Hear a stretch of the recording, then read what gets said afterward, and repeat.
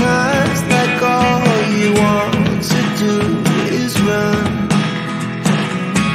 Hear me out, hear me out. If all the things you never show, there are the things I want you to know. Secrets start in your heart to slow. But if you don't want to tell me now, I guess I'll never know. Losing almost all my energy. It's getting hard to talk to you, and I'm the only one who speaks. It's all the things you never show. There are the things I want to know. Secrets start in your heart to slow. But if you don't want to tell me now, I guess I'll never know. Okay, hey guys, welcome to will be the third live today, actually. And Travis, of course, is joining us, and Charmaine and Aspen.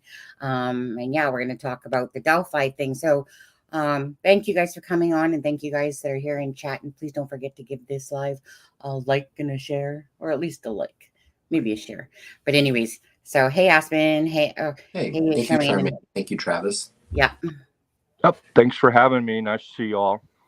yeah. I'm so happy Travis is here finally. Well, he said he was too sexy to show himself tonight. No, I said I got a non-union makeup artist from the Rust set, and it didn't come out well, so I'm not going on cam. On there. So since you just brought that up, so she was found guilty of involuntary manslaughter, of course, and so in New Mexico it says that it holds like an 18-month penalty, or not penalty, but sentence. And how much time approximately do they have to do of that? So there's a couple of steps before that. I was asking around on some of the shows that were carrying it live and looking at different media, and I kept seeing between 3 and 4 years. And so I dug into New Mexico's law a little bit, and so it's 18 months, but the judge, after a pre-sentence investigation and considering all of the aggravating factors and any mitigating factors, can give an additional up to 1/3. Oh, it's just be a great quiz question. So if 18 months is the normal maximum, and the judge can award up to 1/3 of that additional, what's she looking at? About 3 years, then, eh? No, 18 months plus. 18 What's a third of 18? Sorry, 1 1/3 or a third? One third of 18. Oh, Six. okay. It's six, Sonny. It's 6. So that's 24 months. And then if you use a gun or brandish a gun in the commission of the offense, now this is the tricky part that I never could get an answer to. Their weapon enhancement provision has something about it's an additional year minimum mandatory, so that would take it to 3 years, and then a year of it would have to be served in prison. It read like that's what we call day for day time, that's Right. not subject to good time reduction or Oh, but then there was other parts of it that said 5 years, and but nobody could give me an answer. I've seen in the media, I saw at one time the state had a press release that said it's punishable by up to 5 years, but that was also with the other felony for tampering that she was found not guilty of. I've seen others report 4 years, and then I've seen some report 3 years. But I guess we'll know when it comes to sentencing. But the base offense is 18 months. Yeah. Okay. Yeah. Okay. Okay. Thanks for clearing that up, because I did see someone in like the long crime, in the comment section put 3 years, and I'm like, 3 years. So only because I just knew the gist of what it said until you've just kind of explained this. So I was wondering where that person had said 3 years, and like why. And I'm thinking the fact that the judge remanded her right after the verdict means that she has no choice but to order at least 1 year of prison, and therefore, why not get this going? Yeah, I mean, that way. Anyways, thank you for answering that. I'd been keeping track of the trial for the most part, and I was just like, I just wanted to see the outcome, of course, of it. I think that there's a few people accountable, for sure, in all of this. But anyways, thanks for answering that, Travis. Okay, so let's get on to Delphi. So real quickly though, I assume there's no news on Sebastian. That's all I need to know. Okay, thanks. No, yeah, I already looked for any update on that or liability. So, yeah. So sadly, well, we can talk about that after we've talked about Delphi if you want. No, I've been on my mind, and I assumed there was no news and wanted to confirm. Yeah, it's very perplexing for sure.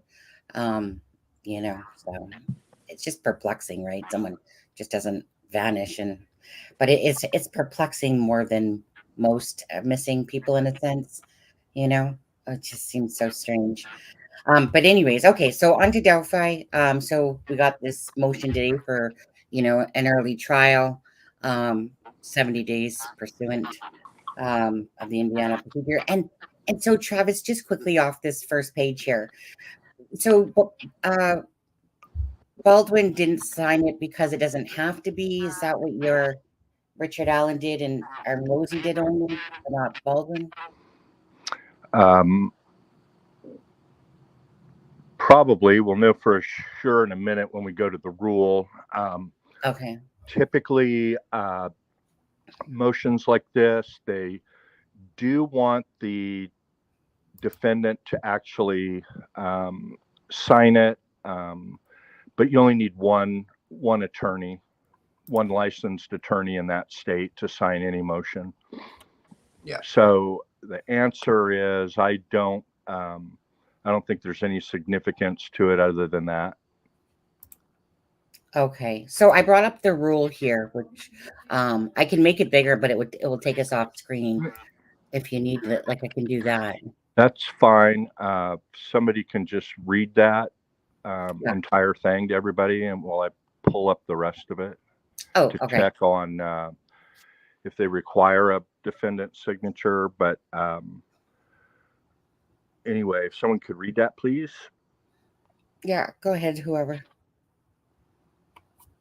Like I can't read it on my screen. Okay. Are you reading it? No, Adam. Charmaine, can you see it? If not, I'll read it. It's up to you guys. Defendant in jail, motion for early trial. A defendant held in jail on a pending charge may move to an early trial. If such motion is filed, a trial must be commenced no later than 70 calendar days from the date of such motion, except as follows. 1. Delays due to congestion of the court calendar or emergency are excluded from the 70-day calculation. The defendant who moved for early trial is released from jail before the expiration of the 70-day period, or an act of the defendant delays the trial. If a defendant is held beyond the time limit of this section and moves for dismissal, the criminal charge against the defendant must be dismissed. Wow. Okay, so there you have it. While you were doing that, I perused the entire Rule 4, and what we're looking at there is an excerpt of the Indiana Code of Criminal Procedure. That Rule 4B was referenced in the motion you just had up a moment ago. And so, yeah, there it is. In Indiana, they have a Speedy Trial Act that sets out very specific timeframes when a trial must be conducted if requested. There's a difference in terms of if you're in jail or out of jail. And we heard a lot of talk about it back when they were doing the briefing and arguments for the second original action, excuse me, about the reinstatement and why the demand wasn't filed when it was. That was questioning of the attorney for Richard Allen. And there was discussion about why it wasn't filed at the time and so on and so forth. But so, yeah, in Indiana, once you file one of these, if you don't have a trial within 70 days, then the defendant can either file an original action asking the Supreme Court to dismiss it, or what would really happen if there was no way that they could go forward by the 70th day. Someone calculated that, I think. 15th of March. Okay, which is what day of the week? Oh, Adam, was it 15th of March that you had? Yeah, 70 days? 15th of March is a Wednesday. Not March. May. May 15th. I'm sorry. You know what I meant. May 15th is a Wednesday. Okay. So, if it doesn't start that Monday, and because it says commence, doesn't have to finish before then. The clerk, what you do is you file a request with the clerk. It's day 71, dismiss the case. The clerk doesn't, and then that triggers an original action to ask the Supreme Court to order the clerk to dismiss it pursuant to the rule. Now, there's a safety valve, we'll call it, that says if there's congestion. Can you pull up Kara's social media post? Yeah. So this lady, as you all will remember, was the lead attorney on preparing the briefs on the second original action. She was present during oral argument. She had the other attorney do it. And if we could, she indicates Richard Allen and his attorneys just requested an early trial under Indiana Criminal Rule 4, which is what we are looking at earlier. The court must schedule the trial within the next 70 days. Rick's case will take priority over other cases with very few exceptions. The court can reschedule the trial outside the 70-day period, but only under very limited circumstances. I thought I saw another tweet of hers that said those limited circumstances would be if her trial docket was already filled up with trials that had a 70-day request. So she's got somebody out of jail that's already set for trial, they get bumped. And then everything gets bumped except trials that are already scheduled under the 70-day rule. And in that event, she'd be able to file something notifying the parties that normally she would schedule it within 70 days. However, I have a trial set on this date that's a 70 day, we'll call it a speedy trial setting. I've got a trial set on this date. That's a speedy trial setting. Therefore, we'll be unable to do it within the normal course, but the next soonest available setting would be May 27th, for example. So that's the only situation where it can be extended out, or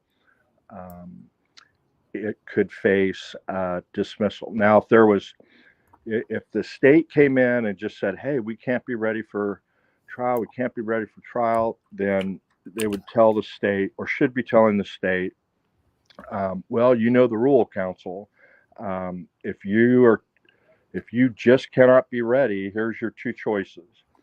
One, can let us know now, and I will be forced under law to dismiss the case on the 71st day, or you can agree to release him on bond.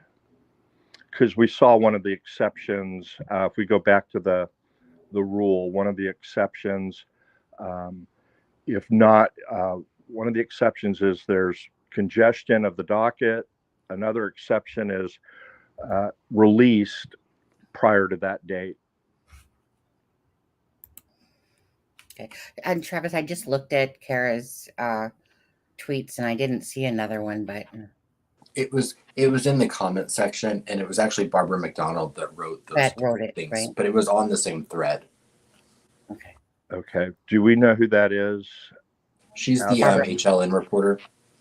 Okay. Or so PBS HLN reporter. She works for Court TV now. I saw case law that said that, but so I assume that to be true, but there's no technical way to deny this motion. You either make the setting or you don't, and if you don't make the setting, the original actions that are reviewed prior as part of as prepping for the oral arguments on the original action back in whenever that was, and then they're very strict on their timelines there, both civil and criminal cases, and you get a lot of original actions that are automatically granted. They review them real quick, and if everything's in the petition for original action that's appropriate, they just go ahead and they grant it. They'd grant the dismissal. But that ain't going to happen. It's either going to get set before May 15th, or they're going to release him on some type of bond with conditions. You don't see that happen, do you? No. I don't. Could be. Yeah. I mean, if the state is, for whatever reason, they're just really not ready. Right. Some expert, something, they may have no choice. Right. So Travis, I know that, so I think going forward now, the only motions for continuance that can be really applied would have to be ones from the defense, correct? Correct. So, because I know I was looking at, was it the what case? I was looking at two different cases earlier today that both had this Lori Vallow and was it Alec Murdoch did a speedy trial? I could be wrong on that. But but it's interesting because it does put the burden, which it should be, on the state. So, I guess we'll find out if the state's ready. Well, it doesn't matter if they are. They're not granted the leisure of having to go to trial with a perfect case. Right. Yeah, absolutely. And Is there anything that Indiana's you could do to scheme, their speedy trial rules here contained in Rule 4. It's called Speedy Trial Act or Speedy Trial Rule, but it's a little bit different than the constitutional ground for a speedy trial under the U.S. Constitution. And so, for example, in Texas, we don't have a Speedy Trial Act. We don't have particular statutes like this that say these things are going to happen within X amount of time or this is going to happen. We just have the U.S. constitutional guarantee of a speedy trial. We have the state constitutional guarantee of a speedy trial, and you file a motion under that act, under those constitutional provisions, saying, look, the case is now 2 years old. He's been in jail for 2 years, and the state is now asking for yet another continuance.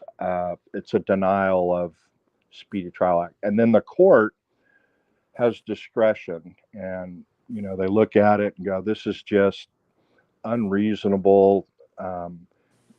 Been in for 7 years and no trial. Right. We're dismissing it.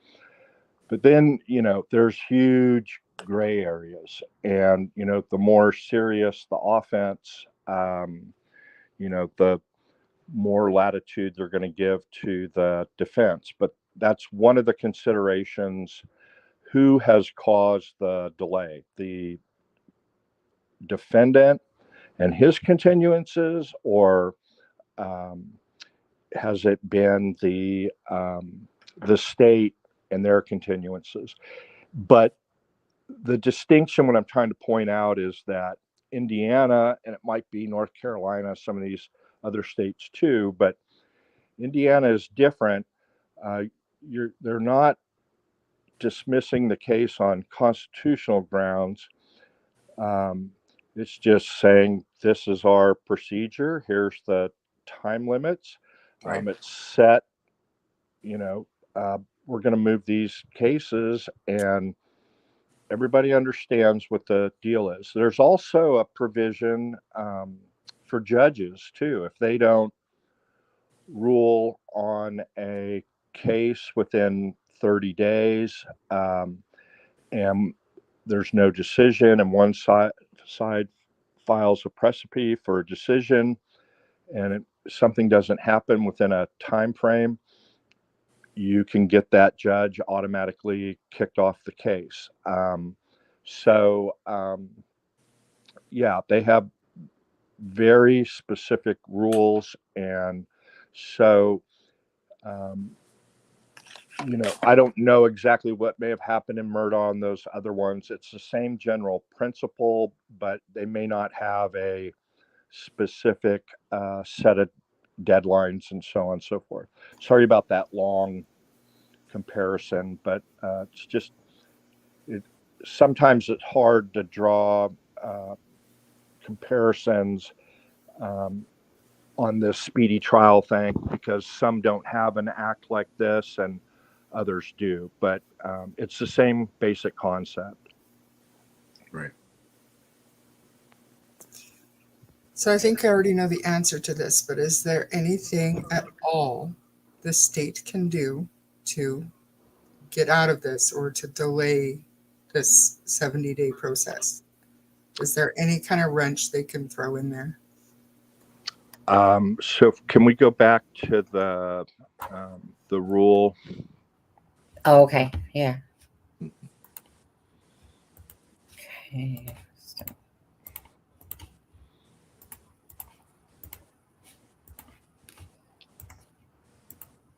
So there's no real exception in there for the state other than congestion. So, it goes by the court's docket. I haven't dug deep enough, but we know that the two prosecutors on this aren't faced with other trials where a defendant has made a 70-day request, right? Right. So that would be one way. I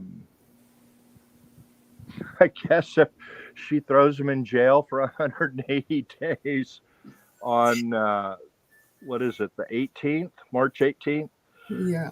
the state could say, well, there's no real way they can try it. So they either need to,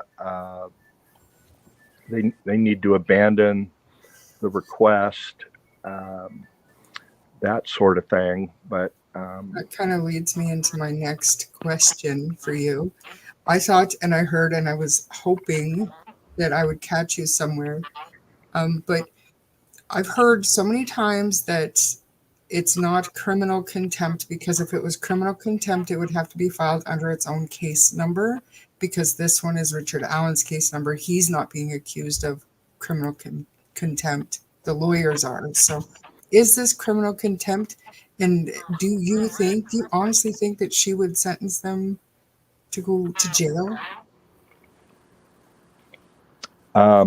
So is it criminal contempt? I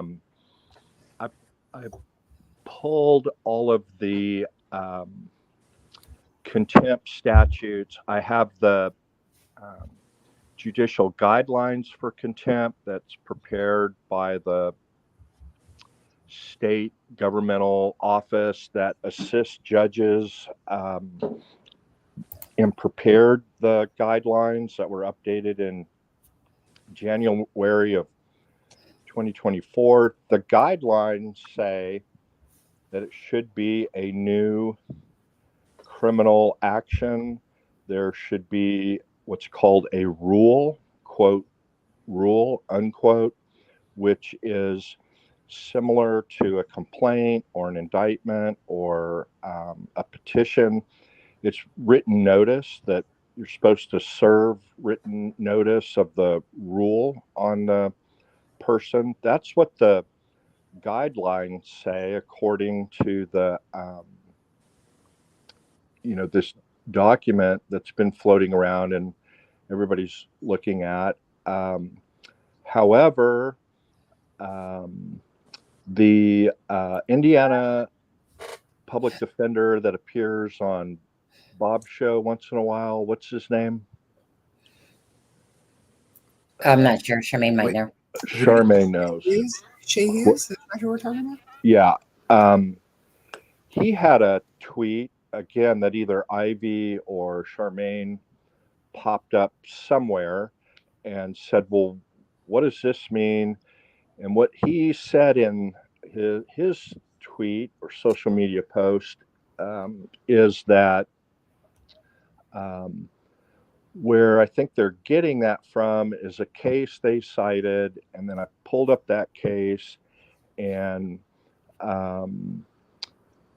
yeah, that's true, but there's nothing in the statutes that require it be a separate case. The guidelines for judges say it should be a separate case, which makes sense because right now this criminal contempt, which is what it looks most like, it's either a goose or a duck, a coot or a gull, and goose is criminal contempt, duck is civil contempt. It had some pieces of some, but it looked more like a goose than anything. A coot is just the general law of sanctions. A judge has inherent authority to sanction an attorney just based on their signature on a pleading. It was mentioned by the state Supreme Court in its order, said, can pursue sanctions or contempt, but not removal. So it does look mostly like criminal contempt. Her order, in response to the clarification, which is I've set this for trial, therefore there's no need to clarify anything. And I'm like, oh my God, okay. And then, so it does look most like that. I don't see that there's a hard and fast rule that says you must file this as a separate criminal case against Baldwin and Rosie. That's sure what the head of the Judicial Advisory Branch, which is a position appointed by the Indiana Supreme Court. It's a lady that's been doing that for about 10 years, came up with the guidelines. It's what she recommended, but what do I know? And it makes logical sense to have a separate action because what do you call everybody? Okay, this is the contempt hearing involving Baldwin and Rosie, and who's the defendant? Richard Allen's the defendant under that case number. Right. Are they the contemor? You got to dig out your Latin, contemi, contemor. I don't know. But that's generally why they say you need to file it as a separate action. That's the best practice. But as we know from in the past, what may be the best practice. Shane also mentioned in his tweet that, let's see, what was it? About serving the order to show cause, the rule to show cause before the hearing, so on and so forth. He mentioned something about the local practice in Allen County. That's her home county, right, Judge Gull, Allen? Yeah. Their standard practice is you just prepare them and fill them out right there, and you serve. Most of the time this stuff happens in family court, and people not doing what they're supposed to be doing on visitation a little bit, and really mostly they're not paying child support. And that's criminal contempt, and but that's typically civil contempt. And the difference between civil and criminal is on civil, you can only institute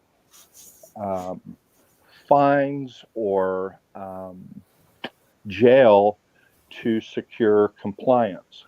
And so if they know the person has a bunch of money hidden, but they just know it, they can say, okay, I'm going to put you in jail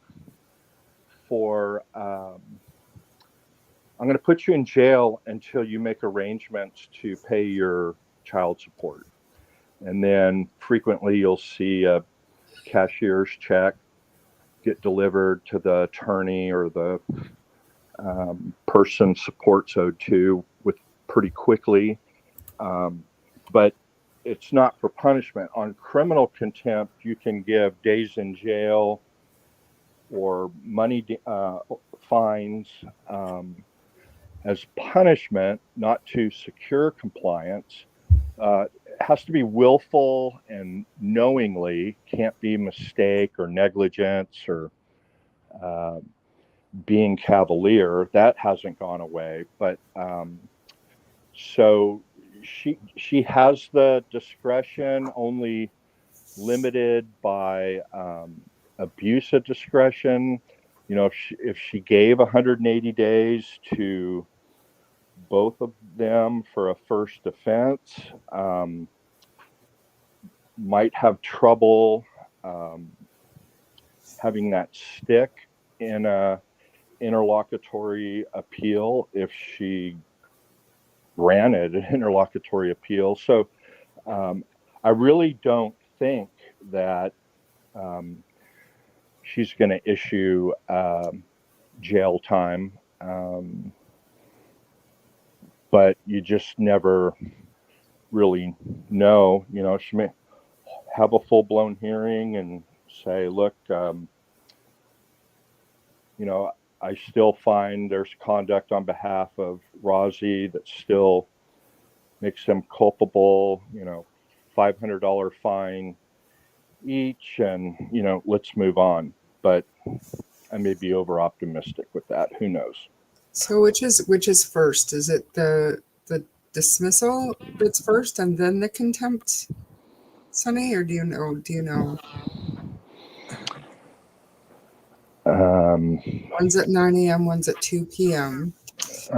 Well, that, from my recollection, was the transfer order to have him brought in, and the transfer order mentions have him available for hearings by 9 and 2, and it's not mentioned anywhere else, right? I think she did clarify that in, I want to say the last order. Where's Aspen? He would know. He's got things at his fingertips. But the one, I yeah. have what at my fingertips? Which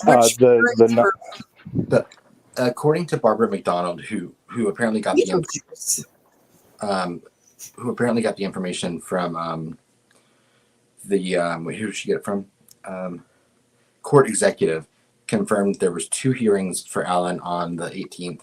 The 9 a.m. hearing will tackle the prosecutor's amended charges, which were adding 4 more counts, and then his contempt claim against the defense team. The 2 p.m. hearing will tackle the defense motion to dismiss the charges. Guess as good as mine if she's still not, or the clerk, whoever's responsible for that EFS, electronic filing system. In my jurisdiction, they don't do things like that. You file motions, and if there's going to be a hearing on them, it's made clear that the court will take up the following motions: 1, 2, 3, 4, 5, 6, 7, and you don't know what order they're going to be in until you get there, and the judge. Sometimes the judge says, "Okay, which one's going to be first?" and looks at me. Other times says, "Okay, here on top, I've got defendant's motion for discovery. Start with that one. Everyone good with that?" Right. And Travis, can I ask you a question really quickly? This is just a thought I have, but could one of the reasons that they might have specified a time be that one of the hearing motions has witnesses? So when we have what we call a contested pretrial hearing, that just means that there's going to be witnesses there. Typically, as the attorney, you like to know what time to summon your witnesses for. Right. And so any subpoenas issued, have to have the date and the time. And so it either got clarified or it just has 9 a.m. They all have to show up at 9, and judge, judge, we have witnesses here for the contempt hearing. You want to swear them in now and then let them know when they should return. That happens a lot. Thank you. That's a good question. That's why it makes it critically important to know if the plan is to start at 2, but there ain't no way it's going to take from 9 until lunchtime to handle the motion to amend. No, that includes the contempt as well. It's the motion. Then what's it to? The motion to dismiss. That's why I thought maybe that would be makes more first. sense, because it really doesn't. It's really kind of silly. I don't know why they do it that way. Why don't you set them all three at 9, and we're going to start the contempt first, and we'll see how far we get, And the plan is once that concludes, we'll go into the motion to dismiss. Because it might interfere with their lunchtime. Right. And it made more sense to me if they were doing the motion to dismiss first, and that gets denied, and she finds it to be frivolous and that they lied or whatever. Could that come into play for the contempt hearing in the The afternoon? motion to dismiss, Mhm. filed by the Indiana School of Law habeas corpus professor. That one? Was that Aspen?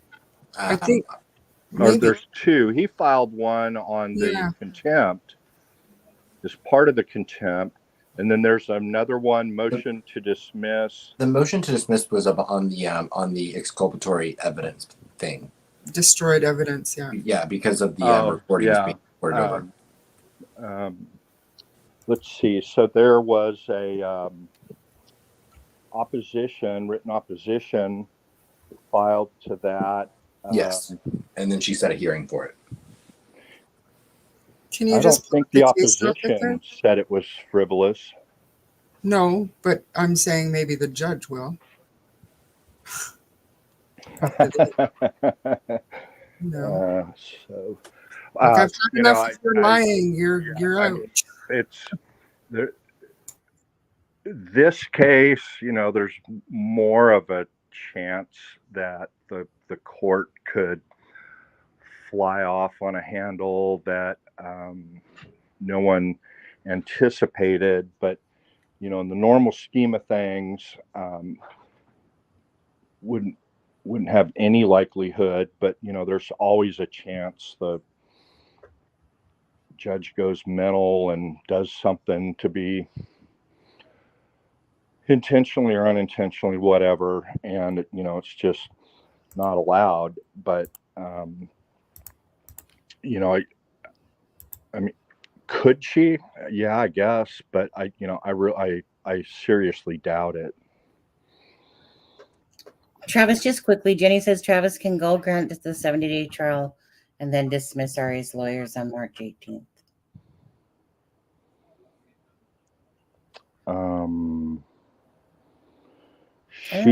She can't. You know, I can't watch all things at one time. Basically in three places here: criminality and defense diaries. And initially, after the detailed order granting the removal but denying the 70-day trial setting and removal of the judge, there was some discussion and concerns, worry about still trying to remove them. That kind of died out once we went through more exactly what that Supreme Court order says. And my reading of it was, to me, was very, very clear that the only way you can remove counsel is to show that they are ineffective, that they're providing ineffective assistance of counsel, not hiring experts when they should be hiring experts. Not showing up to court was the example during the oral arguments. This stuff about contempt and gag orders, none of this, according to the Indiana Supreme Court, relates to ineffective assistance of counsel or being ineffective. What was the term used by Judge Rush during the oral argument? Insubordination is what you have here, not ineffectiveness. And y'all remember that. And you're right, Judge, that's exactly our point. And said, you know, that's kind of the way the order came down. And so it's, I just really don't see that as a possibility. I'm sorry I didn't see who asked the question, but it's an Good, excellent Jenny. question. And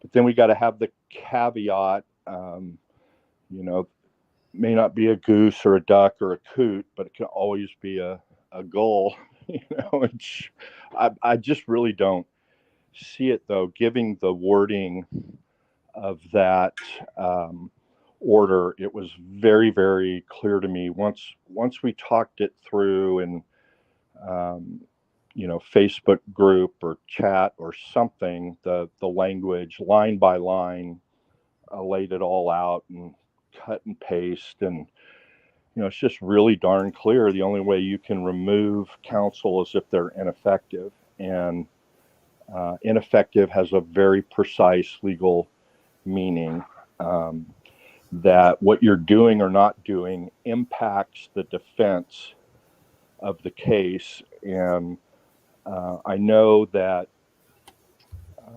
the attorney for the court tried to argue that by these leaks were potentially polluting the jury pool, prejudicing the pool against Richard Allen. But from the questions and comments of the court from the bench, the justices on the Indiana Supreme Court, and the order, that ain't going to get you there.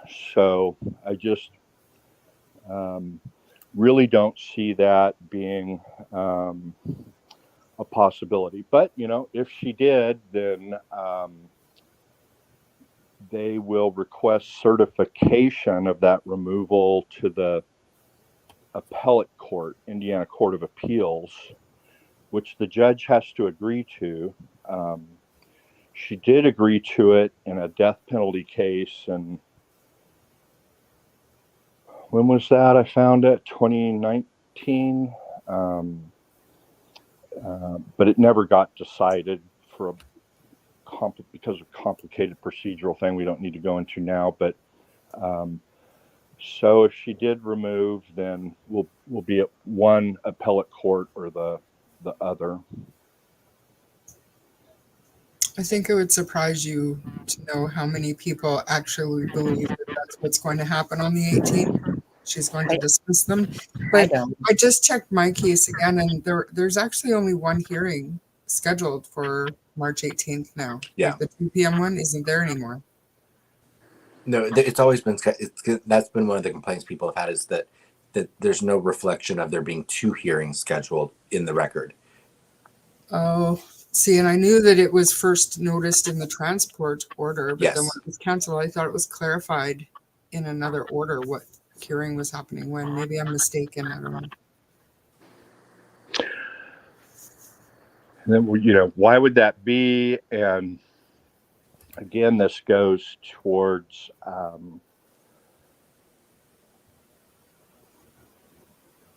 Richard Allen doesn't technically need to be transferred. County doesn't need to incur expense for Richard Allen to attend the contempt hearing, but out of fairness, she split it that way so that he would be present throughout the entire thing. I don't know. Right, because he needs to be there So for the why they charge, did right? that, because a transfer order has some fiscal monetary aspects to it. That order gets sent to the place where he's held. Obviously, it gets sent to the sheriff's office where the hearing's going to be. So all these arrangements can be made for security and housing during the hearing, so on and so forth. But it also gets kicked to a county treasurer or a county auditor if they're being housed in the state. You know, these governments are great for billing each other and making sure all of that happens. And so that may be why the transfer order has to meet certain requirements. That's total speculation. I don't know, but The only thing matters is what Adam was asking about earlier, is if either side's going to call witnesses, what time do they put on the subpoenas? And that's all that matters. That, it's up to the judge. You could say, look, the parties could say, hey, we've met and we've stipulated on some certain issues with regard to this motion, or we've resolved this other motion. And then the judge has to be prepared to change things up and say, oh, that's great news. I'm glad you all worked it out. We can skip that one. Okay, let's see, what's next? Contempt. Y'all didn't get that worked out, did you? Okay, let's go. And so typically they'd want the witnesses there first thing in the morning so that they're ready to go as soon as they get to that item.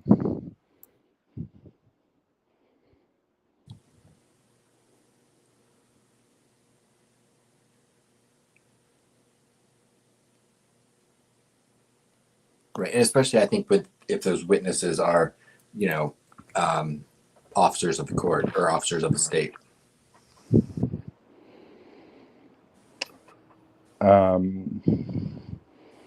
Yeah,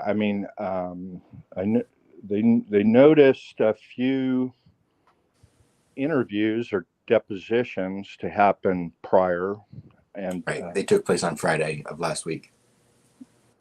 And they said that it'd all be through the DA's office, even though some of those witnesses weren't officers of the court.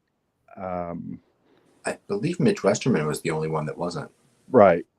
So, and then they listed, they produced a witness list and a set of documents, a list of documents, I believe, right? Yes. The defense, you mean? So they would want to, sometimes you don't have to subpoena your witnesses, but because, you know them and you're on good terms with them. But if you don't subpoena them and they don't show up, you're out of luck. You talk about, did you say that Mitch Westerman didn't, Adam? No, I said Mitch Westerman. I believe as far as the state witnesses that were being deposed that day, Mitch Westerman was the only one that is not an officer of the law. Oh, okay. Okay, gotcha. Sorry. Yeah, but no, to my knowledge, they completed all of the depositions. Okay, sorry. I was like, wait, what? And then they probably didn't do Westerman, right? He was on the list, and it said that the depositions would commence until they were done. Yeah, that's the notice, but I guarantee you there were emails and faxes saying, do you really want my guy? I'm not going to produce him voluntarily. You're going to need to subpoena him, number one. Number two, it's going to be a waste of time and money because I'm not going to let him testify in the deposition. Weren't they subpoenaed? Yeah, no, I think the defense issued subpoenas for all of them. Yeah, they were subpoenas, Travis. Were they served? Have they filed the served subpoenas? Yeah, we have the paperwork for them all. Well, I saw those, but that's a subpoena. There's a return of service on every subpoena. It's signed by a process server or a sheriff's deputy if they handle civil service. Okay. So, if it's not served, it's invalid. The ones, the officers of the court, it looked like to me that they had worked out an agreement, which happens all the time, that they would agree to do the depositions at the DA's office if he would agree to produce them. And that's looked like what happened to me. Now, he wouldn't have any ability to produce Westerman. He doesn't have any control over Westerman. And then even so, they may have said, look, my client's not going to testify. So what do you want to do? I was wondering Um, about that. Yeah. but I can't imagine his defense lawyers allowing him to testify in a deposition So I on was this on the wondering. same conduct that could form the basis of his Yeah, criminal. his Now they may say he has waived attorney or waived his right against self-incrimination or his right. Well, you can waive your right against self-incrimination with that affidavit that they got from him, admitting that he took the material, took the photos of the material, and you know they may have said, "Hey, that's a waiver. We can go into it." I don't know, but it just because that stuff's listed out that it's going to happen sometimes doesn't happen.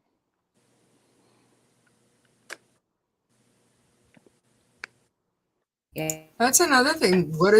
So what is going on with Mitch Westerman? Something happened today, Aspen.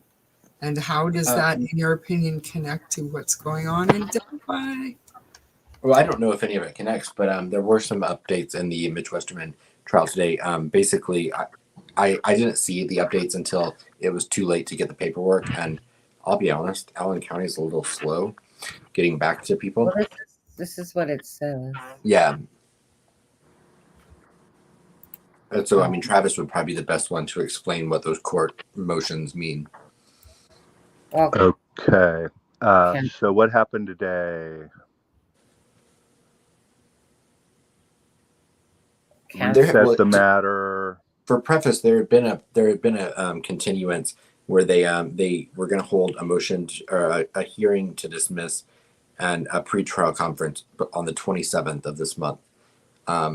They had one had been originally scheduled for the 7th, and it got continued to the 27th.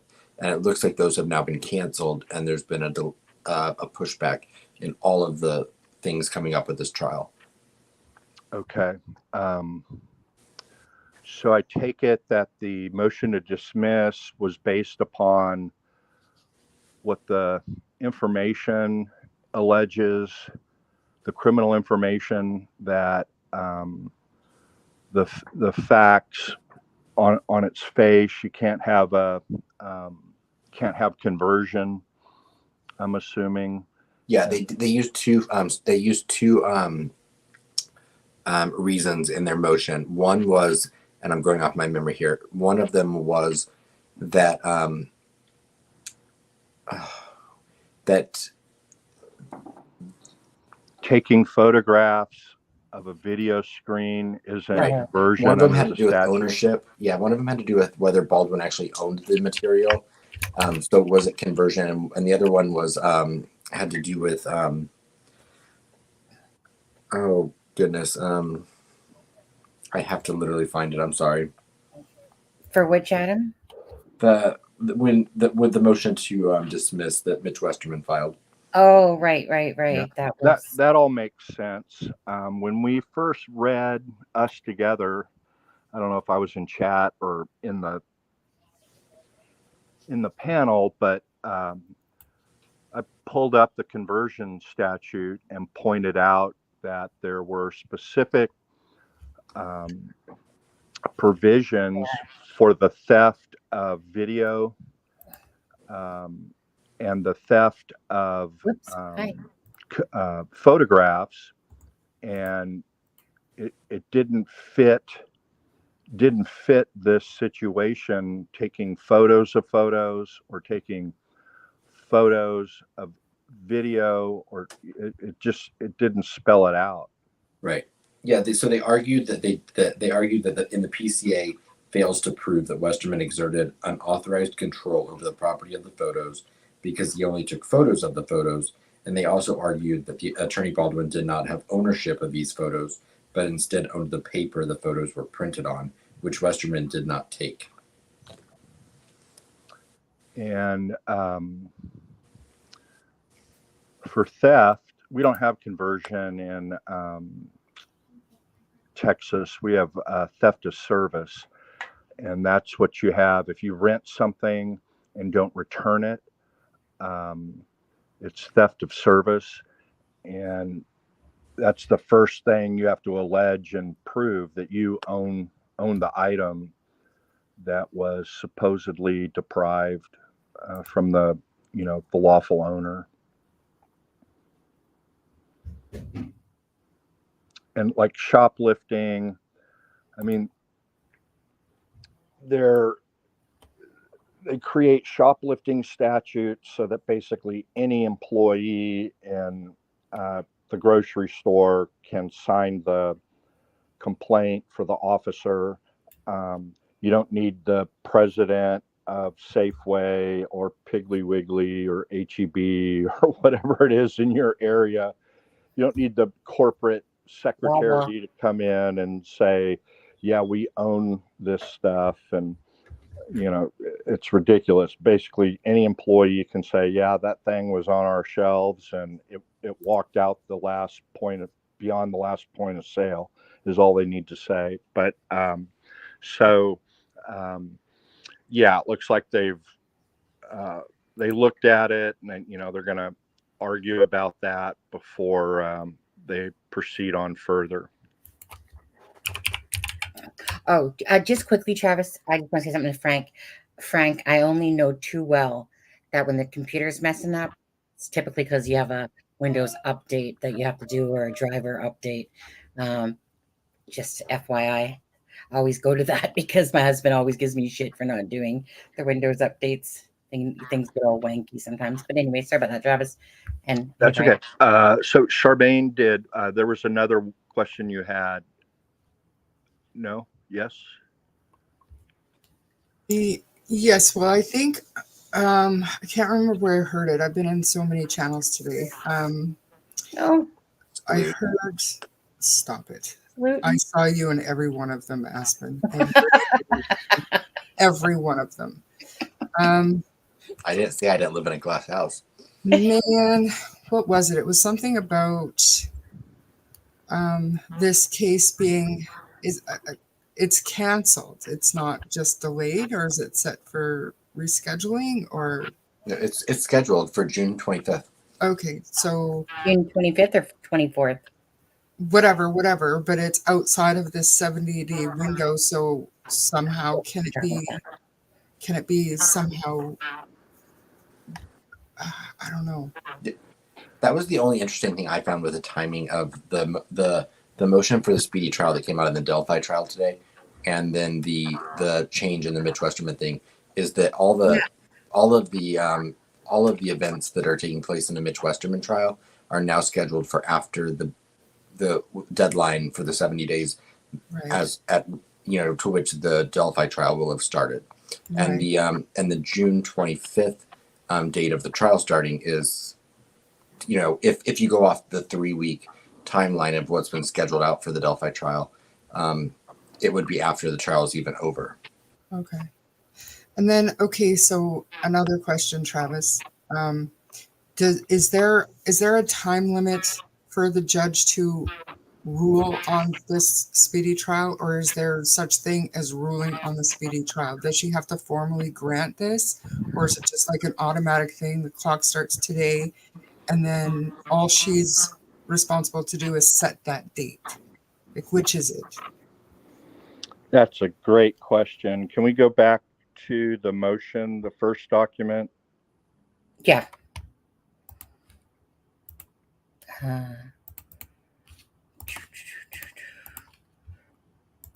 You're talking about this one, Travis?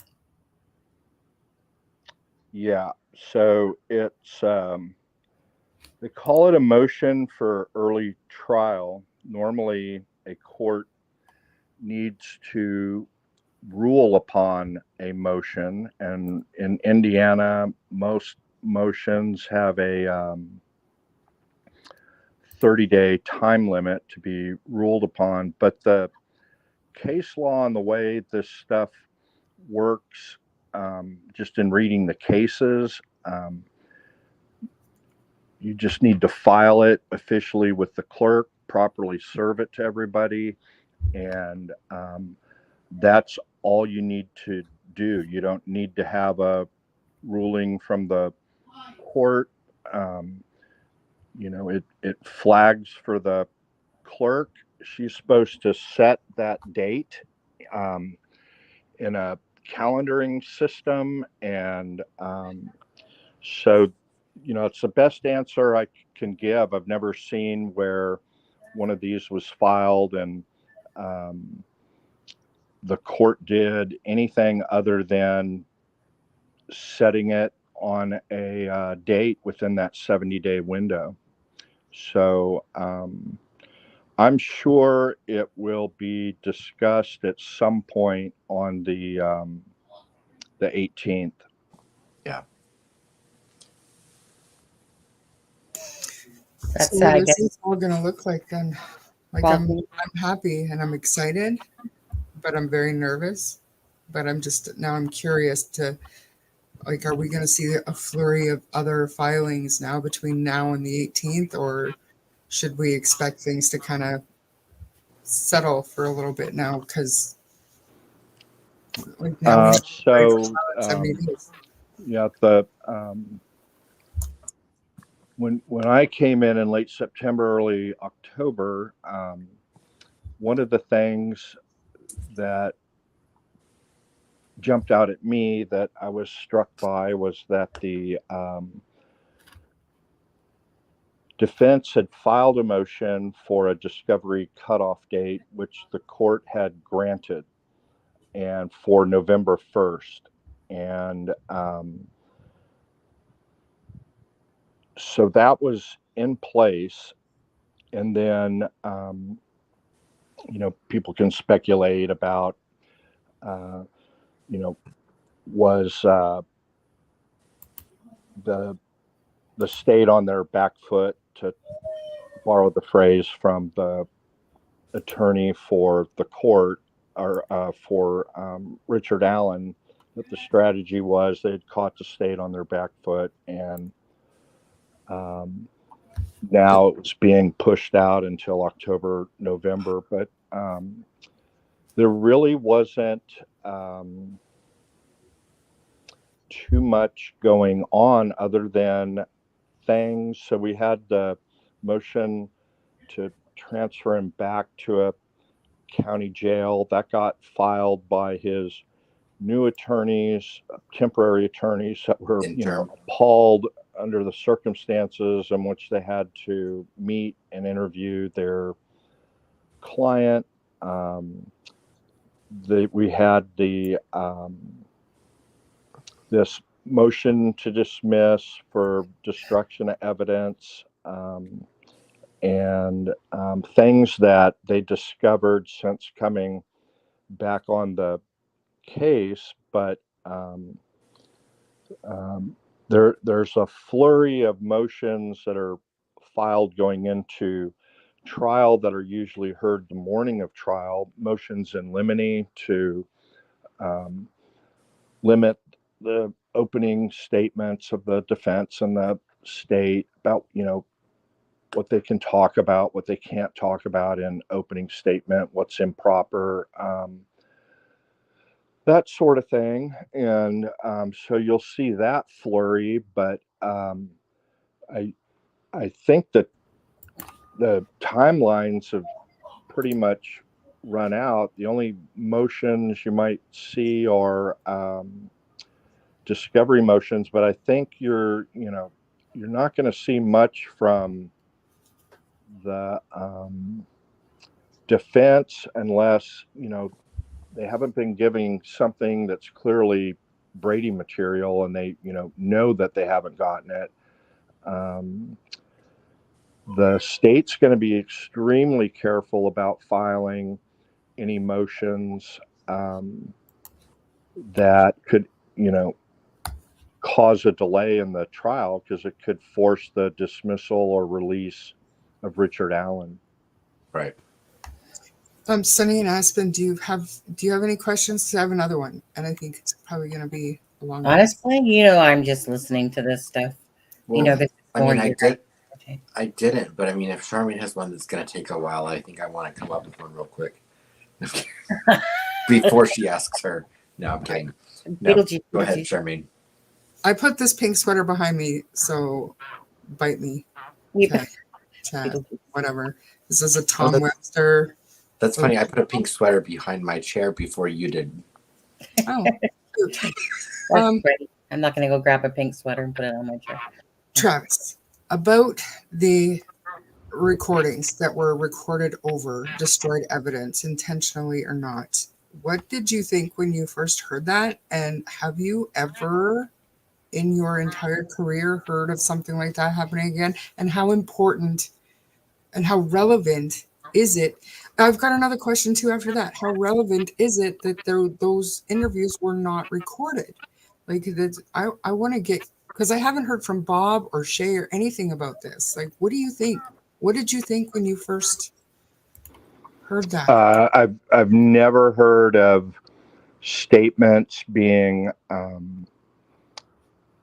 recorded over one another, let alone on a DVR. Just you know what the way it happens is, if it's done in a police station, in an interview room, whether hard room or soft room, there's a system. It's either recorded on a videotape or nowadays it's recorded on some sort of digital media, and then that's downloaded to a CD or other type of digital media to go to the detective.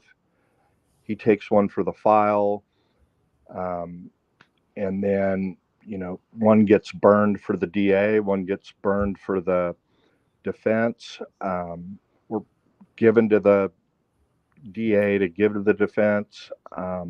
Just never seen that. All of the video systems, whether it's dash cam, which familiar with for going on 25 years, back in the day, there was an actual videotape player in the back of the patrol car, and the typical videotape you would have at home, they record all of that on the lowest speed possible, that have 4 to 6 hours of videotape. Those systems, you know, are designed very well. There's a warning given to the officer that he's got an hour left of video. Those are under lock and key. You have to go to the station, and a supervisor has to remove that tape and put in a new blank one.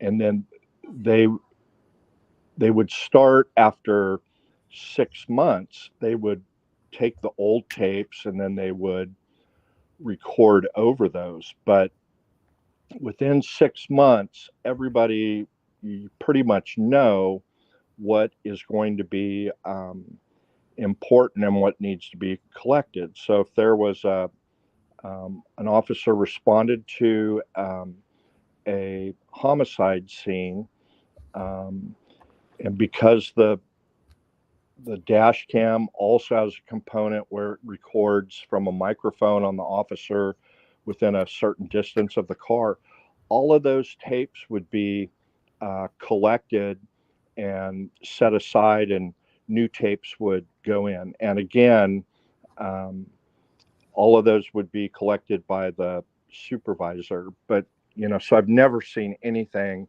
like this at all. What's more common is some detectives, they, when they're doing an informal interview, either on the phone or in person, you don't know it's being recorded, which they can do.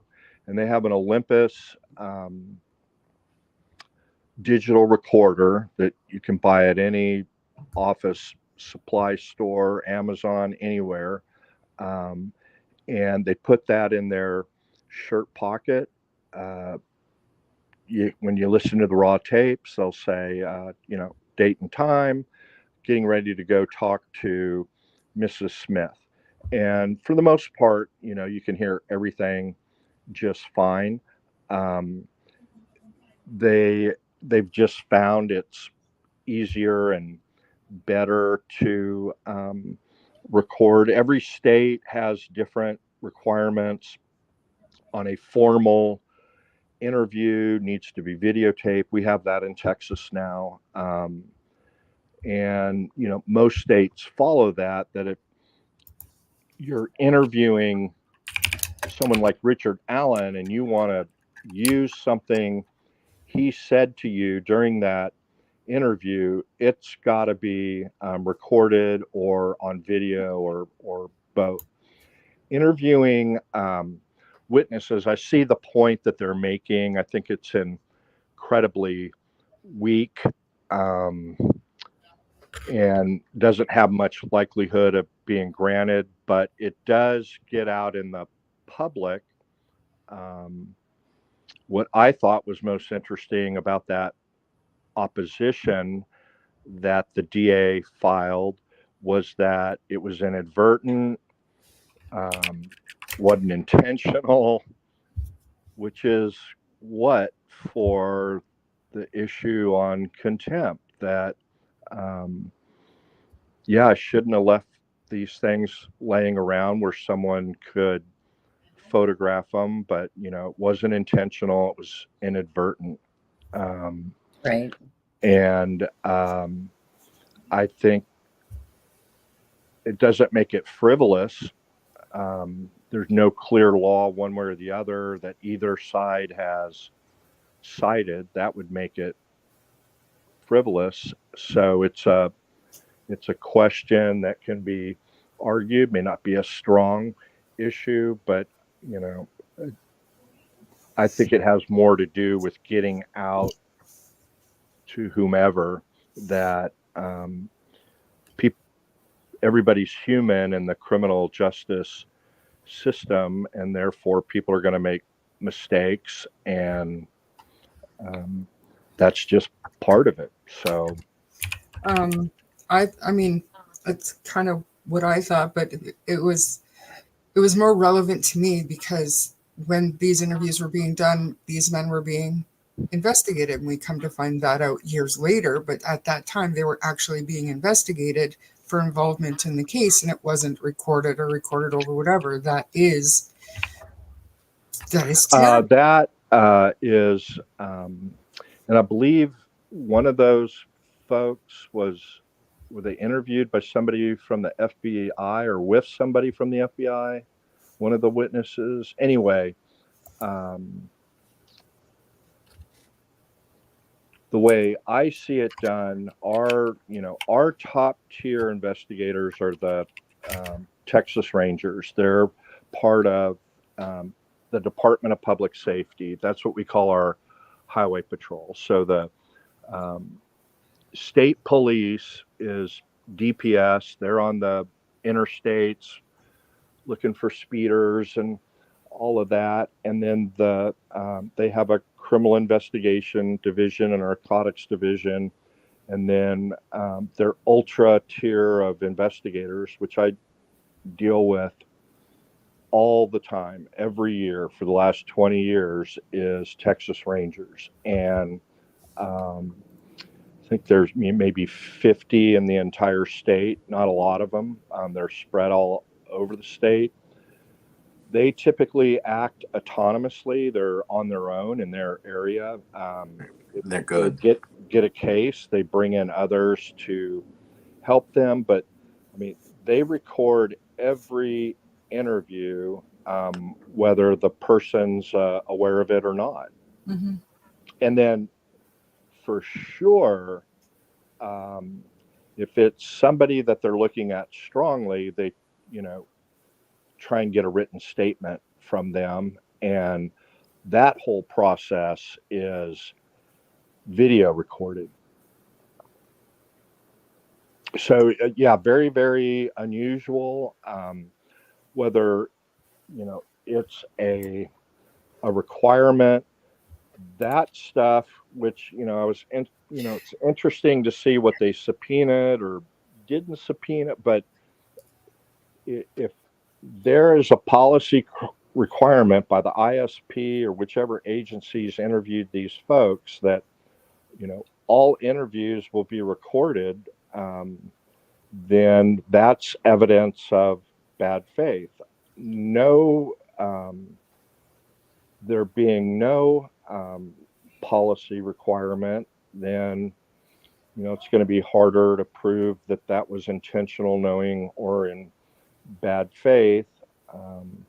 But yeah, it was very, very surprising, Charmaine, that they're not interviewing, especially the fact that things weren't popping out immediately, pointing to one particular suspect or group of suspects. That means everyone's a suspect. And as sure as happened in this case, from my limited understanding of the facts, several years later, something came up. Somebody said they saw something. There's going to be a shift in the case, and it was something they said earlier and, put together, but it took 4 or 5 years later to happen. But, that's why you record, if you can, all interviews. But had the last case where I saw they weren't interviewing people, it was like an old-time detective in the 90s who never recorded in his entire life. And then some took great notes, others took, sporadic, weak notes. That would be but not in the last 25 years have I seen anything like that. When you can, when there's dozens of Olympus digital recorders laying around any detective bureau that you go in. And then with the same issue, I think, what is it, the response, Nick's response or his objection or whatever it was. My question with that is, can a prosecutor decide what's exculpatory or potentially useful information? Like that kind of bothered me. Like, I get it, he made good arguments in his response, but who's considering the defense's chosen strategy? Who is Nick or anybody else to decide what's exculpatory or not? Yeah, I remember seeing you comment on that somewhere. And it's the district attorney that has the responsibility for requesting the agencies that he's working with that could be considered, quote, the state, unquote, which is any police agency, any governmental agency that they've had contact with. It's his responsibility to go out and make the request. I need, anything and everything you have related to this investigation. And then all of that comes in some form. And then they're responsible for going through all of that and making a determination whether it's Brady or not. But the DA makes that determination. And then the counterpoint to that is the checks and balance part of it. The check is if the state doesn't turn over something that they should have, the defendant gets a new trial. And it's evolved over the years. Used to be even under Brady, it's kind of discretionary, and but the court has not a lot of cases on Brady where the appellate courts have said, oh no, that's you've gone too wide. You're including too much stuff that they're required to turn over. You really don't see a lot of that. It's you really needed to turn over this potential DNA evidence, and then our state, we have the Michael Morton Act, which was a famous case where some counties, they didn't, turn over anything under the rule. They didn't have to turn over if they had obtained a statement from somebody. They didn't have to turn it over until immediately prior to that. They'd call a witness. They'd do the direct examination. The judge would say, any cross? And then you'd have to say, we'd request any 3928 statements. Do you have any, counsel? Yeah, it's right here. And then, well, Judge, I'm going to need a couple hours to go. I'll give you 5 minutes. And, it's just really seat of the pants stuff. Well, that evolved over time. But now we have the Michael Morton Act. And it has about 20 categories of things that they have to turn over, but there's still some things that are discretionary. And once in a while, every while, we'll have a discovery motion, and I'll say, I want the names and information on any witnesses that you interviewed that you didn't record or do a statement. And the other side fought me on that. And judge said, well, I don't think that's unreasonable. Yeah, go ask your investigators and see if they have. And then lo and behold, we got handwritten notes of 2 interviews of people.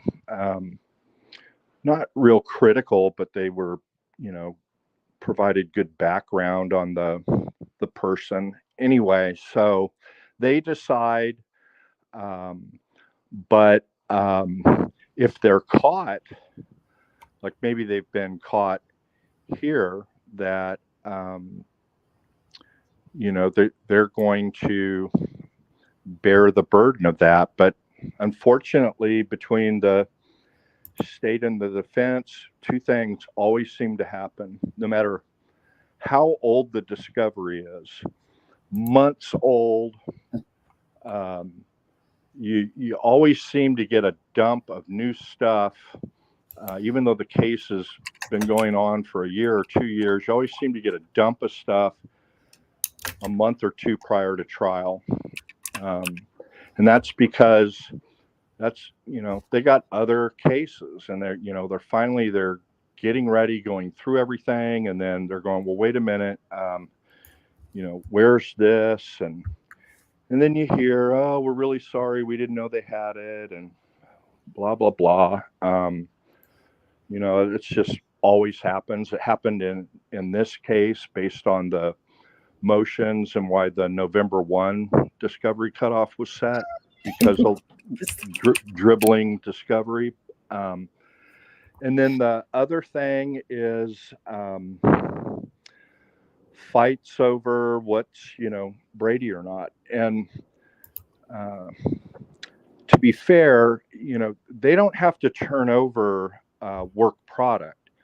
So they don't have to turn over emails between investigators and the DA and investigators and law enforcement. Hey, we want you to check this out. Hey, we want you. That's work product if it's developed by the attorney. Now, if they do tell them, hey, we want you to go do something, and it results in a statement or collection of evidence, or good or bad,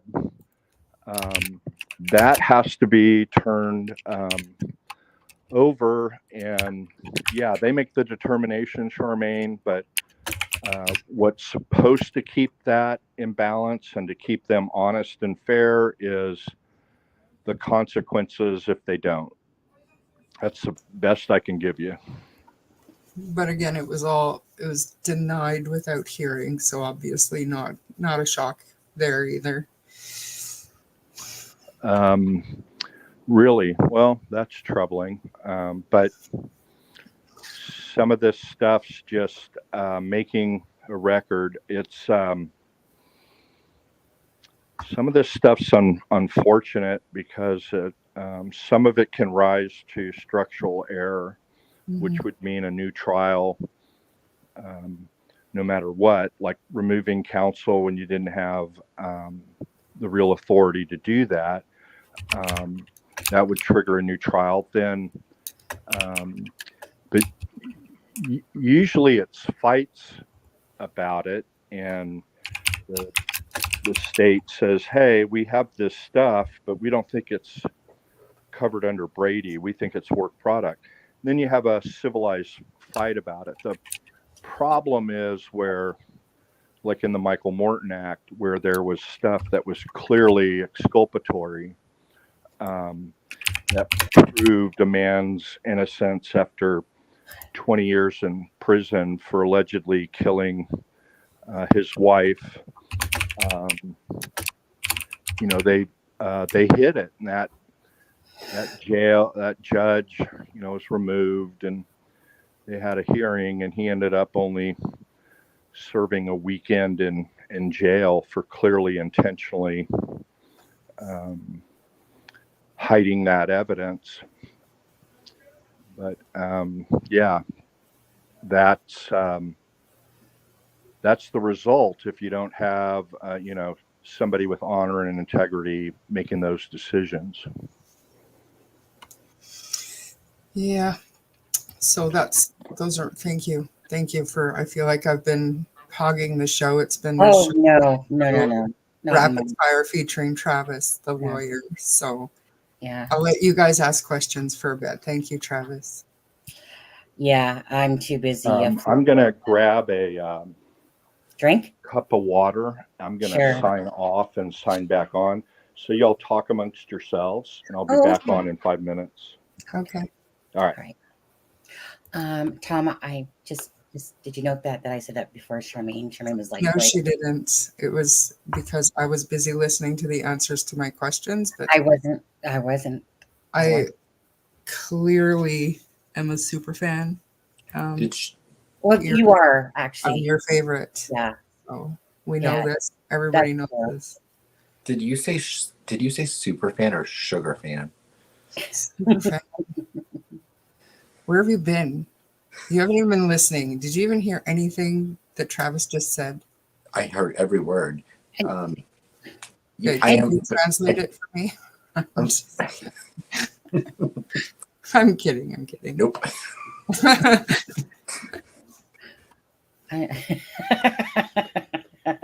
think we gotta need to stop because Tom's ego is gonna fly through the roof in a second, and he's gonna bounce his head off of his recliner to the roof. Yeah, stop. I don't even know the person you're all referring to. He was doing a live today, and I popped in, and I was tempted to say something, but I know that Tom is typically behind in his chat, so I was going to give a channel. You might have heard of it, Tom Webster. And Charmaine was in there. I know Charmaine was in there because she was like, I'm going to go for a nap, and I'm like, where wasn't she today? Right. Oh, right. You were in every chat room I was in, Aspen. Every single one. Yes. Again, I didn't live in a glass house. Oh, hey, be good. Travis is back. We're in our best behavior now. I was trying to have a nap, and at the very beginning, I was typing my questions to Tom and stuff. And by the time I started falling asleep, he started answering my questions, so I was awake. So I just got up and ordered pizza. It was fine. It's fine. We're fine. So my brain cells aren't overly working tonight because I've already done 2 lives. And then can I interrupt? I apologize. Yeah. The other place I hang out when he's on is Tom Webster. That's a must see. Good for a few laughs too. Adam, are you sure you don't know who that person is, Tom Webster? I'm so bad with names, but man, that video with the empty office space. Oh, you know what, Travis? I was thinking the same thing. I was looking like that was such a comedic video, and especially the gum, the bug. I don't know. That's Oh, exactly what it man. is. And the For anyone pranks, that man, he's for- got a warped something, and it's hysterical. But Yeah. the only thing funnier than that is when you all played Tight Pants on Jimmy Oh. Fallon. Please say it was Jimmy Fallon. Jimmy Fallon Yeah. and that Texas boy, what's his name? Matthew Oh, Matthew Right on, McConaughey. right on, right on. What's his name? Matthew McConaughey. Matthew McConaughey. I couldn't get that out of my head for 3 days. Got my tight pants on. Got my tight pants on. That's so great. for anyone that does like inappropriate humor, I know Tom Webster is doing a Oscars red carpet Yes. live on Is he? this coming Sunday. Okay. I believe it's at I think time changes this Sunday, so I think it's at like 3:15 or 3:45. 3:45 Eastern Standard Time on Sunday the 10th. So if you want to go and watch Tom Webster, he's gonna be roasting people on the red carpet for the Oscar awards. I don't think he said he's roasting them. I don't think he would. They're roasting. He's going to be giving his Apparently educated opinions on how they look. Apparently you don't listen as well as I do, Charmaine, because he said roasting. Did he say roasting? That surprises me. He's a little bit more Thank you, politically Lorraine. incorrect.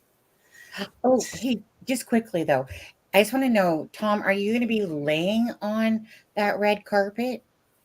Like, like, is it like a plush rug and you're going to be laying on it roasting? I just think of that video that you did where you were like, your humor video where you were like laying on that carpet, like some, I don't know, like some sexy salute. Charmaine, do you remember that? Adam? Of course. And as well, yeah. Thanks, Travis. I know that that Tom hates to be the limelight of a conversation. He secretly loves it, just like he secretly loves subscribers too. Just saying. But anyways, yeah. What for me, I'm just listening to what you guys all are saying about the thing, Travis, and definitely appreciate what you guys It's think. been so long since Travis has been on. So, I mean, I had a bunch of questions. So thank you for answering my stuff. I don't know if Aspen has any for you. I don't really. I mean, I think that the 70 day thing for anyone. I think like what actually Tom Webster said it pretty well earlier today in his community post, where I think anyone that supports Libby and Abby in this case is going to be happy by the fact that this trial is happening in 70 days. Mm-hmm. So I don't think there should be a lot of division over that. Like I haven't seen a lot of people being like, "Oh no, this shouldn't happen." I posted. I was like, "Let's go. Like let's get there." Okay, But, vote. just let's bring your cards to the table. Cameras or no cameras? No cameras. Absolutely not. Travis? For the trial, I'm going to go for cameras. Cameras. Wait, for the are you saying what you want to happen or what you think will happen? both? I don't think she's going to allow cameras. And I go back and forth on allowing cameras in the courtroom.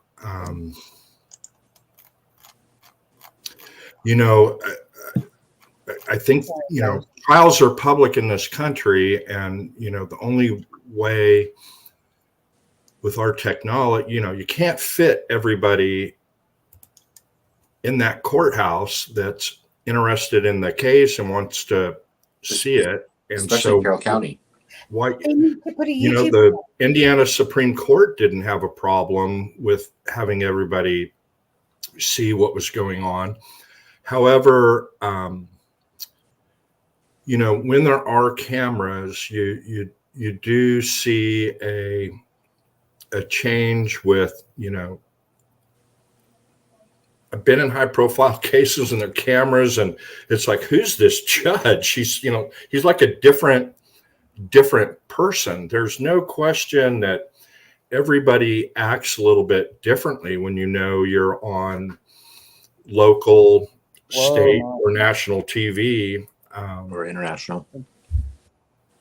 Yeah. So, you know, I think overall it's a good thing to have cameras and for people to know what goes on inside. I've followed a couple of streams in connection with this Rush trial and Hannah Reed, Gutierrez Reed, and just if it's not like Court TV One or one of the more established ones, or even those two, but it's the comments and being someone to try and educate people in there in a neutral way, not trying to be pro defense or pro state, but if somebody has a question, who decides sentencing, for example, it just kind of reminds me of Jerry Springer at times, sometimes the host even, but not commenting on anybody in particular, but with my goal being to educate and for people to understand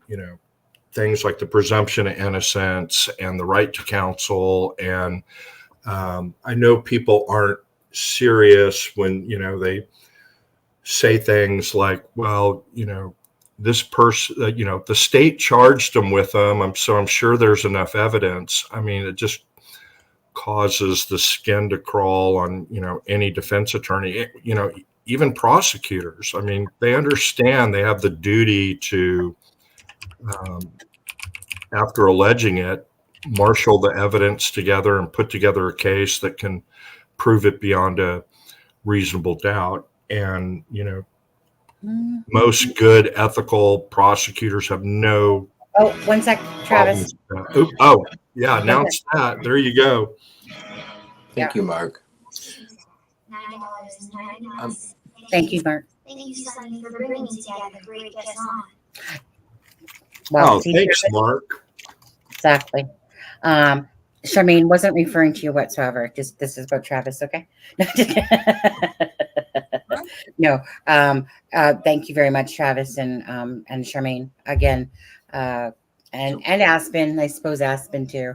Whatever. I think but I put a question in chat from Unindicted like a while ago, and I was too busy asking my questions for it to get answered. Okay.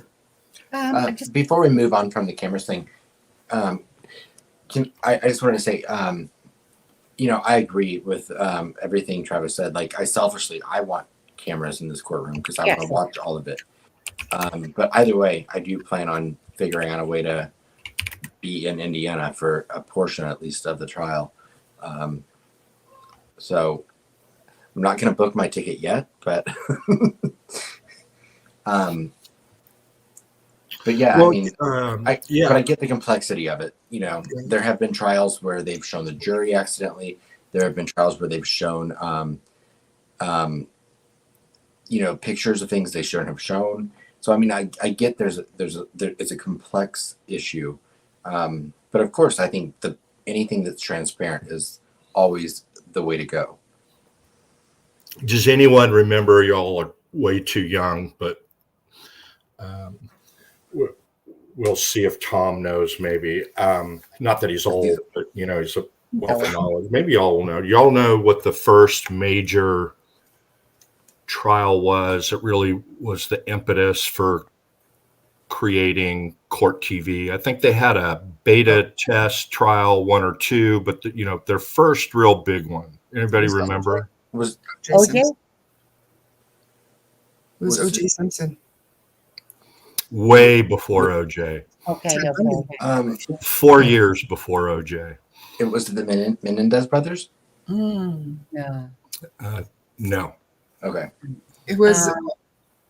I know Ted Bundy was the first one that was allowed photography cameras in there and reporters in there.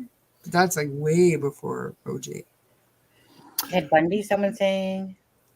So the first big one was William French Kennedy Smith down in Palm Beach, Florida, allegedly sexually assaulting a female on the beach after they had gone out to, what was the name of the bar? Come on, nobody. O Bar in Palm Beach. And they went back to the Kennedy Palm Beach estate. And Roy Black, one of the greatest criminal defense trial lawyers in the country, defended him. And husband to the Real Housewife of Miami, Leah Black. See, there you go. I always learn something on this channel without fail. So they showed all of the jury selection, all of the jurors on camera. Friend of mine, colleague, Hirshhorn, he's from Texas, Robert Hirshhorn. He and his business partner at the time, Kathleen Bennett, did the all of the jury analysis and worked on the jury selection. They did all of that. And then again, you all are too old to remember, but the complaining witness, alleged victim, had a very, when she testified, there was a gray oval that blocked her face and body, because of rape shield laws. I don't think it was a requirement, but Court TV decided, they were going to take the high road and do that voluntarily.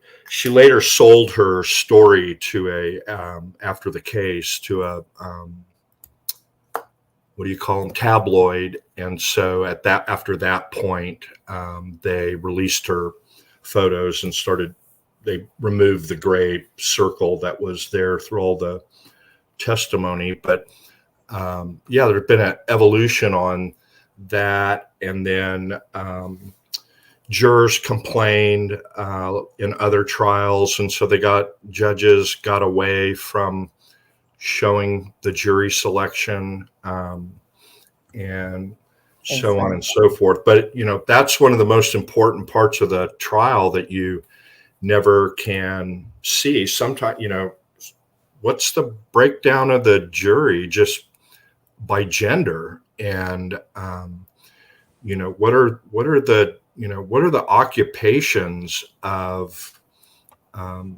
these jurors? One of the jurors interviewed after the Reed case today, turns out he has a driver, has a commercial driver's license, and he works for Los Alamos Laboratory. I don't know if you guys know what happens at Los Alamos Laboratory, but that guy lives, breathes, and sleeps safety and regulations and governmental regulations and compliance with safety and hauling around, hazardous waste that could kill hundreds, if not thousands of people if he doesn't comply with safety. And I'm thinking to myself, how on earth did that guy end up on the jury with, the issues involved in this case? But, sometimes you don't know. Oh, 1 sec.